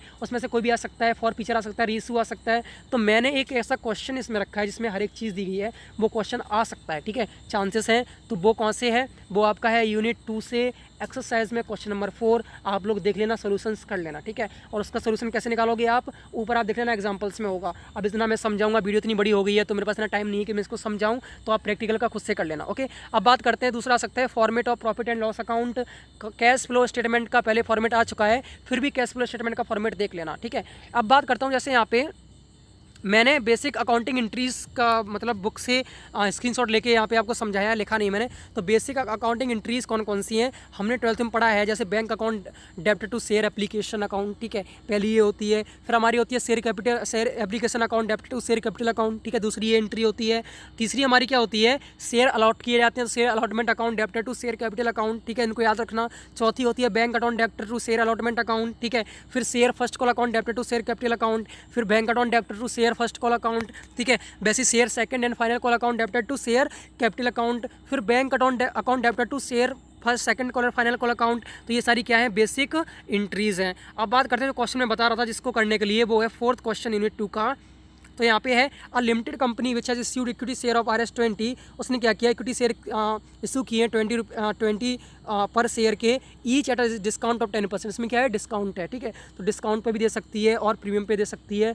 प्रीमियम और डिस्काउंट की एंट्रीज कैसे होती हैं आप लोग देख लेना, इसी चैप्टर में यूनिट 2 में है। ठीक है, फॉर फीचर्ड 500 शेयर, उसने क्या किया, 500 शेयर को फॉर फीच कर दिया क्योंकि उसका पेमेंट नहीं मिला। For non payment of final call, किसकी, जो फाइनल कॉल थी कितनी, 4 पर शेयर। ठीक है, तो और कॉल्स का पैसा मिल गया, उसको आप पेड अप में रखोगे। जो फॉर फीचर का नहीं मिला उसको आप क्या करोगे, माइनस कर दोगे। ओके, तो 200 of the forfeiture share are reissued. 200 forfeiture share क्या किया, रीइश्यू कर दिया गया एट 12 पर शेयर, कितने पर, 12 पर शेयर पर। Out of the remaining share, जितने रिमेनिंग शेयर उसमें से 150 शेयर आर रीइश्यूड एट 20 पर शेयर। ठीक है, तो 200 शेयर को किया गया 12 पर शेयर पे, और जो 150 शेयर हैं बचे हुए में से उनको किया गया 20 पर शेयर पे। ठीक है, आपको क्या करना है, जनरल एंट्रीज देनी है, ऊपर एंट्रीज दे रखी है मैंने, उसमें आपका डिस्काउंट वाली जुड़ जाएगी, फॉर फीचर वाली जुड़ जाएगी, और आपका रीइश्यू वाली एंट्रीज आ जाएंगी। ठीक है, देख लेना। और उसके बाद और आपको क्या करना है, रीइश्यू ऑफ शेयर्स की एंट्रीज देनी है, फॉर फीचर की एंट्रीज देनी है। And so the amount transfer to capital reserve, capital reserve में कितना अमाउंट ट्रांसफर होगा वो दिखाना है। And the balance sheet in share forfeiture account, और क्या करना है, बैलेंस शीट शो करनी है। ओके, तो इसके आंसर भी है, कैपिटल 4000 आएगा, फॉर फीचर 2100 आएगा। ठीक है, तो अगर आप इसको नहीं करना चाह रहे हो, कोई बात नहीं, मत करो, क्योंकि चांसेस कम है, आ भी सकता, नहीं भी आ सकता, तो आप इसको मत करो। लेकिन एंट्रीज को याद रखो, अगर आप सिर्फ एंट्रीज लिख के कुछ भी लिख के आओगे यार, तब भी आपको मार्क्स मिल जाएंगे। ओके, तो आप अगर सही करके नहीं आ रहे हो, कोई बात नहीं, बैलेंस शीट में आपका आंसर नहीं आ रहा, कोई बात नहीं, आपका इतना दिमाग होना चाहिए कि आप इसमें एंट्रीज लिख सको, आपको कुछ तो मार्क्स मिलेंगे, फेल तो नहीं होगे कम से कम। ठीक है, तो प्रैक्टिकल्स के, न्यूमेरिकल्स के बहुत सारे क्वेश्चन हैं, उनको 1 दिन में या 2 दिन में, मैं बोलता हूँ अगर आप 2 महीने अच्छे से पढ़ोगे तब भी आप इसके न्यूमेरिकल्स अच्छे से नहीं कर पाओगे। हर पार्ट का यार, फॉर फीचर का, फिर कॉल्स इन एरर्स का, ठीक है, मतलब उसके बाद issue by cash, issue by cash equivalent, हर एक चीज़ के प्रैक्टिकल है, हर एक चीज़ की इसमें न्यूमेरिकल्स हैं। गुडविल के वैल्यूएशन का है, बहुत सारे न्यूमेरिकल्स हैं। मैंने बोला 50+ न्यूमेरिकल्स हैं, तो आपको वो करना हार्ड पड़ेगा, तो आप इनकी एंट्रीज याद कर लो। ठीक है, तो ज़्यादा बेनिफिट रहेगा, इस पर टाइम वेस्ट मत करना। अब बात करते हैं, जैसे मैंने यहाँ पे trading profit and loss account का दे रखा है, ठीक है। तो अगर आपको आता है फॉर्मेट बनाने के लिए प्रॉफिट एंड लॉस अकाउंट का, तो आप बना लेना, ठीक है। तो उसमें ओपनिंग इन्वेंट्री है, ऐड परचेजेज हैं, ऐड कार्ड क्रेज इनवार्ड है, ठीक है। फिर गुड सोल्ड अवेलेबल है, लेस आपको सेल्स इधर इस तरफ आ गया, क्रेडिट की तरफ, डेबिट में सारे ये हैं, क्रेडिट में आपका सेल्स आता है, आपने 12th में पढ़ा है वही है, ठीक है। फिर लेस ऑपरेटिंग एक्सपेंसेस, आपके इंश्योरेंस ट्रांसपोर्ट एक्सपेंसेस इस तरफ आते हैं, और जो भी आपके अदर इनकम्स होती हैं वो उस तरफ आती हैं, ठीक है। आपका बन जाता है प्रॉफिट एंड लॉस अकाउंट। अब बात करते हैं कैश फ्लो स्टेटमेंट, ये भी आ सकता है, लास्ट टाइम आया था। तो इसमें क्या करना है आपको, कैश फ्लो फ्रॉम ऑपरेशन, जैसे नेट इनकम हो गया, एडिशंस टू कैश हो गया, जैसे डिप्रीसिएशन हो गया, ठीक है, इंक्रीज इन अकाउंट पेएबल हो गया, सब्सट्रैक्शन फ्रॉम कैश हो गया, इंक्रीज इन अकाउंट रिसीवेबल। एक बार इनको देख लेना, ठीक है। पीडीएफ में दे दूंगा आपको और डिस्क्रिप्शन में मिल जाएगी। वैसे मेरी पीडीएफ का मिसयूज़ हो रहा है कि सेलर्स बेच रहे हैं पैसा में 2000-3000 में, मुझे रिपोर्ट्स मिली हैं, ठीक है। क्योंकि रट्टा फरा लिखा हुआ है, लोगों ने मेरा सर्च किया, उसके बाद मुझे कॉल करके बताया सर आपकी पेमेंट में बेचारा फ्री ऑफ कॉस्ट दे रहे हैं, हमें पता नहीं था। तो मैं चाहता हूँ कि ऐसा काम मत करो यार। मैं अगर आपको मेहनत करके इतना सारा 43 पेजेस को लिखना, पहले पूरी बुक को रेफ़र करना, ठीक है, पूरी बुक को पढ़ना अच्छे से, अब समझाने के लिए अच्छे से पढ़ना पड़ता है, ठीक है, उसको अच्छे से पढ़ना, उसके बाद उसके नोट्स लिखना, वो भी कैपिटल लेटर्स में, ठीक है। लिखने के लिए आप बिलीव नहीं करोगे, मैं 5-5 बजे तक जागा हूँ, 3 दिन मैं 5-5 बजे तक जागा हूँ रात में, सिर्फ 4 घंटे की नींद आई है, और उसके बाद अब रिकॉर्ड कर रहा हूँ, उसमें भी थक चुका हूँ, ठीक है, बहुत बुरी तरह हालत ख़राब है मेरी। लेकिन फिर भी मैं क्या करता हूँ, आपको सपोर्ट करता हूँ, तो प्लीज़ हमें सपोर्ट करो, ठीक है। और आप लोग सब्सक्राइब नहीं करते चैनल, वैसे मैं कहता नहीं सब्सक्राइब करने के लिए, क्योंकि जिसको नीड होगी वो करेगा, लेकिन आप थोड़ा सोचो कि जब बंदा इतनी मेहनत कर रहा है तो आपको कर लेना चाहिए। अब देखो मैं इसलिए क्यों कर रहा हूँ सब्सक्राइब के लिए, मुझे बोलना पड़ रहा है, क्योंकि दीदी मेरी बोलती हैं कि यार कुछ नहीं हो रहा है, सब्सक्राइब नहीं बढ़ रहा है, इतनी मेहनत कर रहा है, रात भर जग रहा है, तो मुझे थोड़ा डिमोटिवेट होता है। घर वाले मना कर सकते हैं कि यूपीएससी की तैयारी करा भाई, उस पर फोकस कर, कहाँ इसमें लगा तेरी एग्जाम्स हैं, जिसका उसका तैयारी कर, क्यों सबको पढ़ा रहा है, क्यों नोट्स कर रहा है, मतलब क्यों नोट्स दे रहा है, हर कोई बेच रहा है तो फ्री में कर रहा है। तो मुझे डिमोटिवेट करने के बहुत सारे लोग आ जाते हैं, इसलिए मेरा मोटिवेशन है आप लोग, जितना आप लोग हमें सपोर्ट करोगे उतना मुझे बेनिफिट होगा। तो अगर आप चाहो तो सब्सक्राइब करने में आपकी बुराई नहीं है, क्योंकि आगे एग्जाम से उनमें आपको पीडीएफ मिलती रहेगी, ठीक है। और मैं जहाँ तक जानता हूँ कोई भी चैनल आपको ऐसी पीडीएफ, ऐसे simple notes free of cost आपको नहीं देगा, ठीक है। तो आपको अगर मैं फ्री ऑफ कॉस्ट दे रहा हूँ, पीडीएफ दे रहा हूँ, वीडियोस दे रहा हूँ, सिर्फ आपको क्वेश्चंस देते हैं, वो भी पेड देते हैं, 100 रुपये का सिर्फ क्वेश्चन पेपर देते हैं, सैम्पल क्वेश्चन देते हैं, उनमें से आते भी नहीं आते हैं, ठीक है। लेकिन मैं आपको पूरे आंसर्स दे रहा हूँ, एक्सप्लेनेशन दे रहा हूँ, वीडियोज़ दे रहा हूँ फ्री ऑफ कॉस्ट, तो इतना आपका दायित्व बनता है कि हमें सपोर्ट करें, ठीक है। ओके, जिनको ज्वाइन करना है ग्रुप ज्वाइन कर सकते हैं, ऑल द बेस्ट। मैं फिर से कहूँगा, अगर आप इस पीडीएफ के हर एक टर्म को अच्छे से समझ लेते हो, ठीक है, तो आपका एग्जाम अच्छा जाने वाला है, आप टेंशन मत लो, बस इस पीडीएफ को अच्छे से कर लो, ओके। जितना मैंने समझाया है, जितना मैंने बताया है, इसको अच्छे से कर लो। मैंने हर चैप्टर को अच्छे से एनालाइज किया, उसमें से जो जो इंपॉर्टेंट लगा थ्योरी का पार्ट मैंने लिखा, ठीक है। न्यूमेरिकल्स बहुत सारे थे, मैंने उनको टच नहीं किया, मैं झूठ नहीं बोल रहा, न्यूमेरिकल्स मैंने नहीं किए, अब आ जाएंगे, वो लक पे डिपेंड करता है कितने आते हैं। अगर थ्योरी का कोई क्वेश्चन आता है और आपने इतना पढ़ लिया, तो आपका 100% थ्योरी आप अटैम्प्ट करके आने वाले हो, ठीक है। और 4 से 5 क्वेश्चन थ्योरी के आते ही आते हैं, अगर आप 60 मार्क्स का भी अटैम्प्ट करते हो आप पास हो जाओगे। तो मेरी बात ध्यान रखना कि आपके लिए ये पीडीएफ बहुत ही बेनिफिशियल है। इनकम टैक्स की तरह मत ले जाना कि उसमें नहीं आए थे, ठीक है, उसका बात अलग था, क्योंकि मैंने पहले वाले क्वेश्चन दिए थे उसमें न्यूमेरिकल्स नहीं थे, उस टाइम थ्योरी आया था, उसमें से पूरे क्वेश्चंस आए थे, इस बार नहीं आया, ठीक है, क्योंकि मेरे पास टाइम नहीं था बनाने का। लेकिन इसको मैंने मेहनत से बनाया है, और आप अगर देखोगे बुक को उठा के, पीडीएफ को उठा के, तो हर एक चैप्टर का यहाँ पे कोई ना कोई इंपॉर्टेंट क्वेश्चंस लिया गया है, मैंने हर एक चीज़ पूरी कवर की है इस वीडियो में। तो ऑल द बेस्ट आपकी एग्जाम्स के लिए, टेंशन मत लो, इसको अच्छे से पढ़ लो, 1 बार 2 बार 3 बार 4 बार, ठीक है। और जो आपके फ्रेंड्स हैं उनको भी शेयर कर सकते हो, क्योंकि ये बेनिफिशियल है। बैक मत लेना, ठीक है। ऐसे लोग जिनका पहले से बैक है, उनसे मेरी रिक्वेस्ट है कि प्लीज़ बैक दोबारा मत लेना, फर्स्ट ईयर के एग्ज़ाम देने पड़ेंगे, थोड़ी मेहनत कर लो। जब मैं मेहनत कर सकता हूँ आप लोगों के लिए, तो आप खुद के लिए मेहनत कर सकते हो, ठीक है। ऑल द बेस्ट आपकी एग्ज़ाम्स के लिए, थैंक यू। और जो आगे के सब्जेक्ट है उनकी वीडियोस आपको एग्जाम के टाइम मिल जाएंगी, सो प्लीज़ आप लोग बार बार मुझसे मत कहिए कि पीडीएफ दे दो, मुझे आपसे ज़्यादा फिक्र है आपकी, तो आप लोग टेंशन मत लो, हर एक सब्जेक्ट की आपको पीडीएफ मिल जाएगी टाइम से, ठीक है। ऐसे ही क्वेश्चंस, ऐसे पूरा